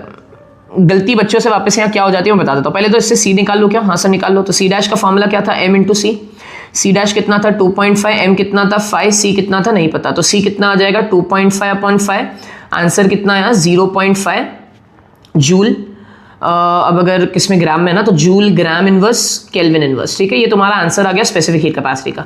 अब उन्होंने क्या बोला है, अब उन्होंने बोला है कि अगर मास को मैंने ट्रिपल कर दिया तो स्पेसिफिक हीट कैपेसिटी क्या होगा। अब मेरा बच्चा मालूम है क्या करेगा, मैं बताता हूँ। मास ट्रिपल हो गया तो स्पेसिफिक हीट कैपेसिटी भी ट्रिपल हो जाएगा, तो 0.5 इंटू 3 कितना होगा बताओ, 0.5 इंटू 3 कितना होगा 1.5। अब वो 1.5 ढूंढेगा, वो बोलेगा हाँ सर आंसर सी है, तुम्हें 0 मिलना है, 0। बोलेगा सर क्यों, बराबर तो है, 1.5 तो होना चाहिए, ट्रिपल बोला ना। मैंने अभी तुम्हें समझाया था ये चीज 5 मिनट पहले या 2 मिनट पहले, स्पेसिफिक हीट कैपेसिटी को मास से फर्क नहीं पड़ता। तुम्हारा आंसर डी है, ऑलरेडी जो निकाल चुके हो, तुम्हें कंफ्यूज किया उन्होंने बहुत अच्छे तरीके से, दिखा ये है competency style questions. This is what you need to remember while solving these type of question, that fundamental idea जितना क्लियर होगा ना, तो अब जो स्टार्टिंग से ये वीडियो देख रहे हैं ना, उन्हीं को बेनिफिट हुआ होगा। बीच में से कभी किसी को, अगर तुम बीच में से, मान लो तुम आए वीडियो पे, थंबनेल पे तुमने क्लिक किया, तुम वीडियो में आए और तुम मान लो इसी डायरेक्शन, इसी पॉइंट पर आ गए और तुम मुझे ये बोलते हुए सीख रहे हो, प्लीज मेरा रिक्वेस्ट है मत देखो। I know I am being very very very है ना, बोलते ना thinking in the opposite direction, लेकिन मत देखो, क्योंकि ये मतलब ही नहीं है। तुम्हें स्टार्ट से देखना है। My intention is to help you, ठीक है, नॉट कंफ्यूज यू। स्टार्ट से देखो तो ये समझेगा, ठीक। चलो तो ये क्लियर हुआ। 1.5 मार्क करके आते 0 मिलता, आंसर क्या है 0.5 है, बिकॉज स्पेसिफिक हीट कैपेसिटी को हाँ वो ये पूछता आपको कि अगर मास ट्रिपल हुआ है तो बताओ हीट कैपेसिटी कितना है, तो तुम बोलते 0. तब तो तुम इसको ही डायरेक्टली मल्टीप्लाई कर देते ना यार, समझा। तो आई होप ये बेसिक आइडिया क्लियर हो रहा है सबको। चलिए अब यहां से क्वेश्चंस बहुत इजी है, basic Q is equals to MC delta T वाले क्वेश्चंस है, ये सॉल्व करते हैं और आगे बढ़ेंगे। और बेफिक्र रहो, तुम्हें, मुझे मालूम है ये क्वेश्चंस इनफ नहीं लग रहे होंगे, बिकॉज ये वीडियो सीरीज का इंटेंशन था कॉम्पिटेंसी स्टाइल क्वेश्चंस करवाना। तुम्हारे टेक्स्ट बुक में बहुत सारे क्वेश्चंस है जिसमें तुम्हें स्ट्रेस आता है कि सर इतने सारे क्वेश्चंस हैं, हमें तो समझ नहीं आता। बेफिक्र रहो, जैसे मैंने करंट इलेक्ट्रिसिटी का एक वीडियो बनाया, जाके चेक करो, वहां पे मैंने ऑल क्वेश्चंस कवर्ड करके लिखा हुआ है। करंट इलेक्ट्रिसिटी तो 4 पार्ट में पढ़ाया हुआ ही है, वन शॉट करके 4 पार्ट में, 4 साढ़े 4 घंटे का से ऊपर का कंटेंट है करंट इलेक्ट्रिसिटी का, वो तो डिटेल में पढ़ाया है, वहां पे भी क्वेश्चंस करवाया है। लेकिन बच्चों का ये रिक्वेस्ट था कि सर वो सारे जो सेलेना के क्वेश्चंस है ना, कितने सारे 50-60 क्वेश्चंस है, वो सॉल्व करवा दो। मैंने वो सारे क्वेश्चन सॉल्व करवा दिए एक वीडियो में, जो कि आपको ऐसा थंबनेल दिखेगा ऑल क्वेश्चंस कवर्ड, वो चेक करो। मैं ऐसा ही कैलोरीमीटर का भी एक वीडियो बना दूंगा, जहां पर मैंने इससे पहले भी मैंने 2-3 वीडियोस कैलोरीमीटर पे बनाए हुए, छोटे छोटे शॉर्ट क्वेश्चन, जहां पे इंपॉर्टेंट क्वेश्चन डिस्कस किए मैंने, वो इसी टाइप के क्वेश्चंस है। जिनको उससे हेल्प हो रहा है उससे हेल्प ले लो।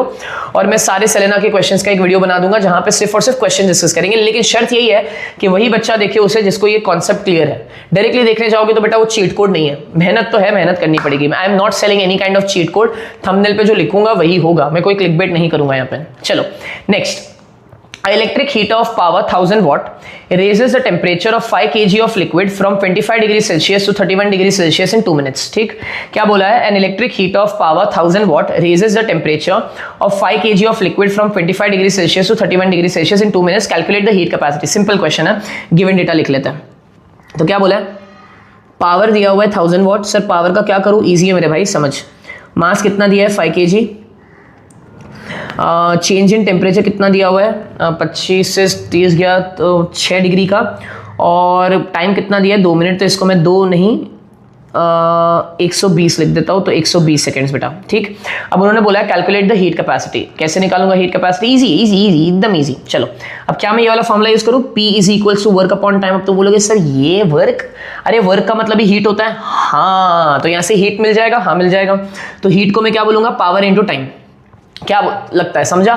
हाँ अब हीट को भी मैं लिख सकता हूँ क्या, m into C into delta T is equals to P into T. क्या बोलते हो, समझा। हाँ अब यहाँ से 2 ऑप्शन है तुम्हारे पास, या तो तुम पहले C निकाल लो जो कि स्पेसिफिक हीट कैपेसिटी, जो कि क्वेश्चन नंबर 2 में पूछा ही है, फिर तुम हीट कैपेसिटी निकाल लो, या फिर तुम क्या करो इन दोनों को ही मिलाकर तुम C डैश लिख दो और पहले C डैश निकालो। भाई कोई कंपल्शन नहीं है क्या करना है। ठीक, अब चलो सॉल्व करते हैं। C dash into delta T कितना 6, पावर कितना 1000, टाइम कितना 120, कितना हो जाएगा ये 6 टाइम्स 1 6 टाइम्स 2 ये 20 हो गया। तो C डैश कितना निकल कर आया 2 इंटू ये 3 0 यहाँ पे 1 0 2 इंटू 10⁴ क्या जूल केल्विन इनवर्स। समझा, हाँ सर समझा। अभी C डैश C निकालते हैं, तो C डैश क्या है m इंटू सी है बराबर, तो ये कितना हो जाएगा 2 इंटू 10⁴। m कितना है भाई तुम्हारा 5, ठीक है। और यहाँ पे क्या है C है, तो C कितना आ जाएगा 2 इंटू 10⁴। मैं इसको लिख सकता हूँ 10�3 इंटू 20 इंटू 10�3 लिख सकता हूँ, 20 इंटू 10�3 अपॉन 5, 5 1 5 4 जा। फाइनल आंसर क्या है बेटा तुम्हारा C का फाइनल आंसर आया 4 into 10�3 joule kg inverse kelvin inverse. समझा, ये आंसर आया तुम्हारा। नेक्स्ट क्वेश्चन की तरफ बढ़ते हैं। ठीक, a car cooling system uses water to absorb heat from the engine. A car cooling system, ये तो हमें पता ही था। A car cooling system uses water to absorb heat from the engine. If 5 kg of water absorbs 420 kilo joule, यानी कि heat दिया हुआ है 420 किलो। 420 किलो का मतलब क्या, 420 into 10�3 joule of heat. What is the rise in temperature, okay, if the specific heat capacity of water is this much. भाई इतना इजी सवाल, और तुम मजाक नहीं कर रहे हो, ये आते हैं इतने इजी सवाल। अब बस खाली फोकस करो, कितना दिया हुआ है 4200 joule kg inverse kelvin inverse. ठीक है, चलो क्वेश्चन सॉल्व कर लोगे ये वाला क्वेश्चन। मुझे तुम्हें लास्ट वाला क्वेश्चन करवाना है, बहुत ईजी और बहुत मस्त क्वेश्चन है। ठीक है, ये वाला सॉल्व कर लोगे, डेल्टा टी का वैल्यू आ जाएगा तुम्हारा। चलो ये क्वेश्चन करते हैं। अब यहां से जो क्वेश्चंस में एक ही क्वेश्चन बचा हुआ है, बिकॉज मैंने आपको बोला था वीडियो के लेंथ के हिसाब से हमें जाना जरूरी है। डोंट नॉट वरी, मैं सारे क्वेश्चन डिस्कस करूंगा। स्टिल अगर आपको लगता है नहीं हमें अभी क्वेश्चंस करना है, जाओ उस पे क्या बोलते हैं यार, चैनल पे जाओ, वहां पे कैलोरी मीटर करके लिखा होगा टॉप 10 एक्सपेक्टेड क्वेश्चंस या ऐसा करके। तो वहां पे मैंने 9-10 क्वेश्चन टॉप 10 बोला है, लेकिन मुझे जहां तक मालूम है, देखो मैं झूठ नहीं बोलूंगा, 9 क्वेश्चन मैंने डिस्कस किए, एक क्वेश्चन शायद कट हो गया एडिट में। तो क्वेश्चंस है बेसिकली ऐसे टाइप के क्वेश्चंस है, देखो वहां पे जाके। ठीक है, चलो क्या बोला है, the temperature of 600 gram of cold water rises by 15 degree Celsius when 300 gram of hot water at 50 degree Celsius is added to it. What is the initial temperature of cold water. जब भी ऐसे सवाल है ना, सबसे पहला काम तुम्हें करना है टेबल बनाना है। जो मेरे बच्चे जो मुझसे पढ़ते हुए आ रहे हैं उन्हें मालूम है टेबल बनाते हैं। तो पहले तो लिख देते हैं हॉट, फिर लिख देते हैं कोल्ड। ठीक, दोनों का मास होगा, दोनों का स्पेसिफिक हीट कैपेसिटी होगा और दोनों का इनिशियल और फाइनल टेम्परेचर होगा। क्या बोलते हो, समझा। हाँ सर ये तो समझा, दोनों का क्या होगा, इनिशियल और फाइनल टेम्परेचर। चलो अब क्या बोला है, the temperature of 600 gram of cold water. ठीक है, कोल्ड वाटर का मास कितना है 600 ग्राम, राइजेस बाय 15 डिग्री सेल्सियस। ठीक है, राइजेस बाय 15 डिग्री सेल्सियस। अब बच्चे यहाँ पे क्या गड़बड़ करते हैं मैं बताता हूँ बाद में। And 300 gram of hot water, यानी कि 300 ग्राम है। अब क्योंकि दोनों का स्पेसिफिक हीट कैपेसिटी सेम ही है, तो मैं यहाँ पे लिख देता हूँ 4.2 joule gram inverse kelvin inverse, या डिग्री सेल्सियस इनवर्स भी लिख सकते थे। और यहाँ पे भी क्या लिखूंगा 4.2 joule gram inverse degree Celsius inverse. फिर बोला है is added to hot water at 50 degree Celsius. तो हॉट वाटर का इनिशियल टेम्परेचर कितना है 50 degree to it. What is the initial temperature of cold water. Initial temperature cold water का ढूंढना है, यानी कि उसको x मान लेंगे। ये समझा क्या बोला मैंने, पक्का समझा। ठीक है, अब देखो क्या करना है। उन्होंने बोला है कि जो कोल्ड वाटर है, कोल्ड वाटर का टेम्परेचर कितने से राइज हो रहा है 15 डिग्री से। अरे भाई अगर उसका इनिशियल टेम्परेचर x था, तो 15 डिग्री बढ़ने के बाद उसका फाइनल टेम्परेचर कितना हो जाएगा, x + 15 हो जाएगा। हाँ या ना। गलती नंबर 1, यानी कि यही गलती होती है। बच्चे यहाँ पे क्या करते हैं, यहाँ पे 15 डिग्री से राइज हुआ, तो यहाँ पे 15 डिग्री से फॉल होकर यहाँ पे 35 लिख देते हैं और क्वेश्चन खत्म, 0 मिलेगा यहाँ से। अब तुम बोलोगे ये क्या बात हो गई, ये नहीं समझा सर मैं, है ना, ये 35 तो आएगा, अगर ये 15 डिग्री से बढ़ा तो ये भी तो नहीं नहीं नहीं नहीं। अब सुनो ध्यान से, ये भी x + 15 ही आएगा। अब तुम्हारा दिमाग घूमेगा यहाँ पे। मैं तुम्हें एक सिंपल से लॉजिक से बताता हूँ, सुनो ध्यान से। मेरे पास 2 ऑब्जेक्ट्स हैं, एक ऑब्जेक्ट 50 डिग्री पर है, दूसरा ऑब्जेक्ट मान लो 20 डिग्री पर है। मैं बोल रहा हूँ दोनों हीट एक्सचेंज करेंगे, 50 डिग्री का ऑब्जेक्ट नीचे आएगा, 20 डिग्री का ऑब्जेक्ट ऊपर आएगा। तो तुम क्या बोलोगे, सर 50 डिग्री अपना टेम्परेचर लूज करेगा, 20 डिग्री अपना टेम्परेचर गेन करेगा। सबको यही लगता है कि अगर ये 50 डिग्री से नीचे उतर रहा है तो ये 50 डिग्री से 35 पे आएगा और ये 20 डिग्री से चढ़ के 35 पे आएगा और इसका फाइनल टेम्परेचर, बिकॉज सर नहीं बोला है फाइनल टेम्परेचर दोनों का सेम होता है, मैंने बोला फाइनल टेम्परेचर सेम होता है, मैंने ये नहीं बोला चेंज इन टेम्परेचर सेम होता है। तुम फिर वही बेसिक मिस्टेक कर रहे हो। अपन स्टार्ट से क्या पढ़ रहे हैं कि अगर मैं दोनों को सेम अमाउंट ऑफ हीट दे रहा हूं, सेम अमाउंट ऑफ हीट, तो ये मैंने कहां बोला कि दोनों अपना टेम्परेचर सेम तरीके से राइज एंड फॉल करेंगे। फिर तो वह पूरी बात ही खत्म हो गई भाई। तुमने पानी को हीट दिया, तुमने कॉपर को हीट दिया, पानी और कॉपर फिर सेम अमाउंट ऑफ टेम्परेचर बढ़ाने चाहिए, सेम अमाउंट ऑफ टेम्परेचर बढ़ाते नहीं ना, सेम अमाउंट ऑफ टेम्परेचर घटाते नहीं ना। तो मैं वही तो समझाना चाह रहा हूं भाई, मांडवली बीच में नहीं होगा। क्या मतलब, सर अगर ये 50 डिग्री पर है, ये हो सकता है सिर्फ 45 डिग्री पर है और ये 20 से 45 डिग्री पर चढ़ जाएगा। देखो फाइनल टेम्परेचर दोनों का सेम है, लेकिन कौन कितना लूज करेगा, कौन कितना गेन करेगा, ये तुम कैसे डिसाइड कर सकते हो, वो तो मटेरियल डिसाइड करेगा। अब समझा मैं क्या बोल रहा हूं। तो भाई उन्होंने क्वेश्चन में बोला था कि the cold body rises it's temperature bye 15 degree Celsius. इसका ये मतलब नहीं है कि हॉट बॉडी भी अपना टेम्परेचर 15 डिग्री से कम करेगा।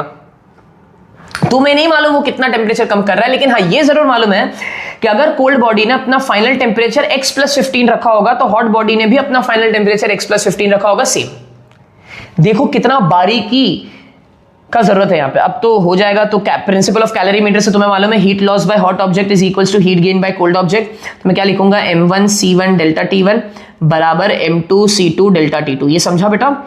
चलिए बताइए, यहां से c1 और c2 तो वैसे ही कैंसिल कर दो बिकॉज दोनों जगह 4.2 ही होने वाला है। तो m1 कितना लिखूंगा बेटा, 300 इंटू डेल्टा t1 क्या लिखूंगा, मैं लिखूंगा फाइनल माइनस इनिशियल। अब तुम बोलोगे हाँ सर फाइनल माइनस इनिशियल, नहीं बेटा नहीं, ये हॉट ऑब्जेक्ट है।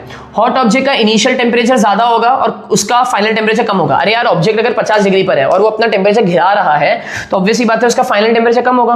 तो मैं यहाँ पे क्या लिखूंगा, मैं लिखूंगा 50 माइनस x + 15, ये समझा, ठीक है sir, is equals to m2 क्या लिखूंगा 600 इंटू यहाँ पे क्या लिखूंगा 15 लिखूंगा डायरेक्टली। क्यों, अरे यार चेंज तो 15 डिग्री का ही आया था ना। चलो बताओ क्या लिखेंगे नेक्स्ट। ये 300 से 600 कैंसिल हो गया तो ये हो गया 50 माइनस x माइनस 15 और यहाँ पे क्या हो गया, ये 2 बचा तो ये हो गया 30। ठीक है, ये आ गया 50 माइनस 15 क्या होगा, minus x plus 35 is equals to 30। तो ये माइनस x क्या हो जाएगा, माइनस x हो जाएगा 30 minus 35 which is minus x is equals to minus 5 degree Celsius. तो माइनस से माइनस कटा तो x इनिशियल टेम्परेचर कितना है 5 डिग्री सेल्सियस। तो ये इनिशियल टेम्परेचर था कोल्ड वाटर का। क्या यहां तक कहानी समझी?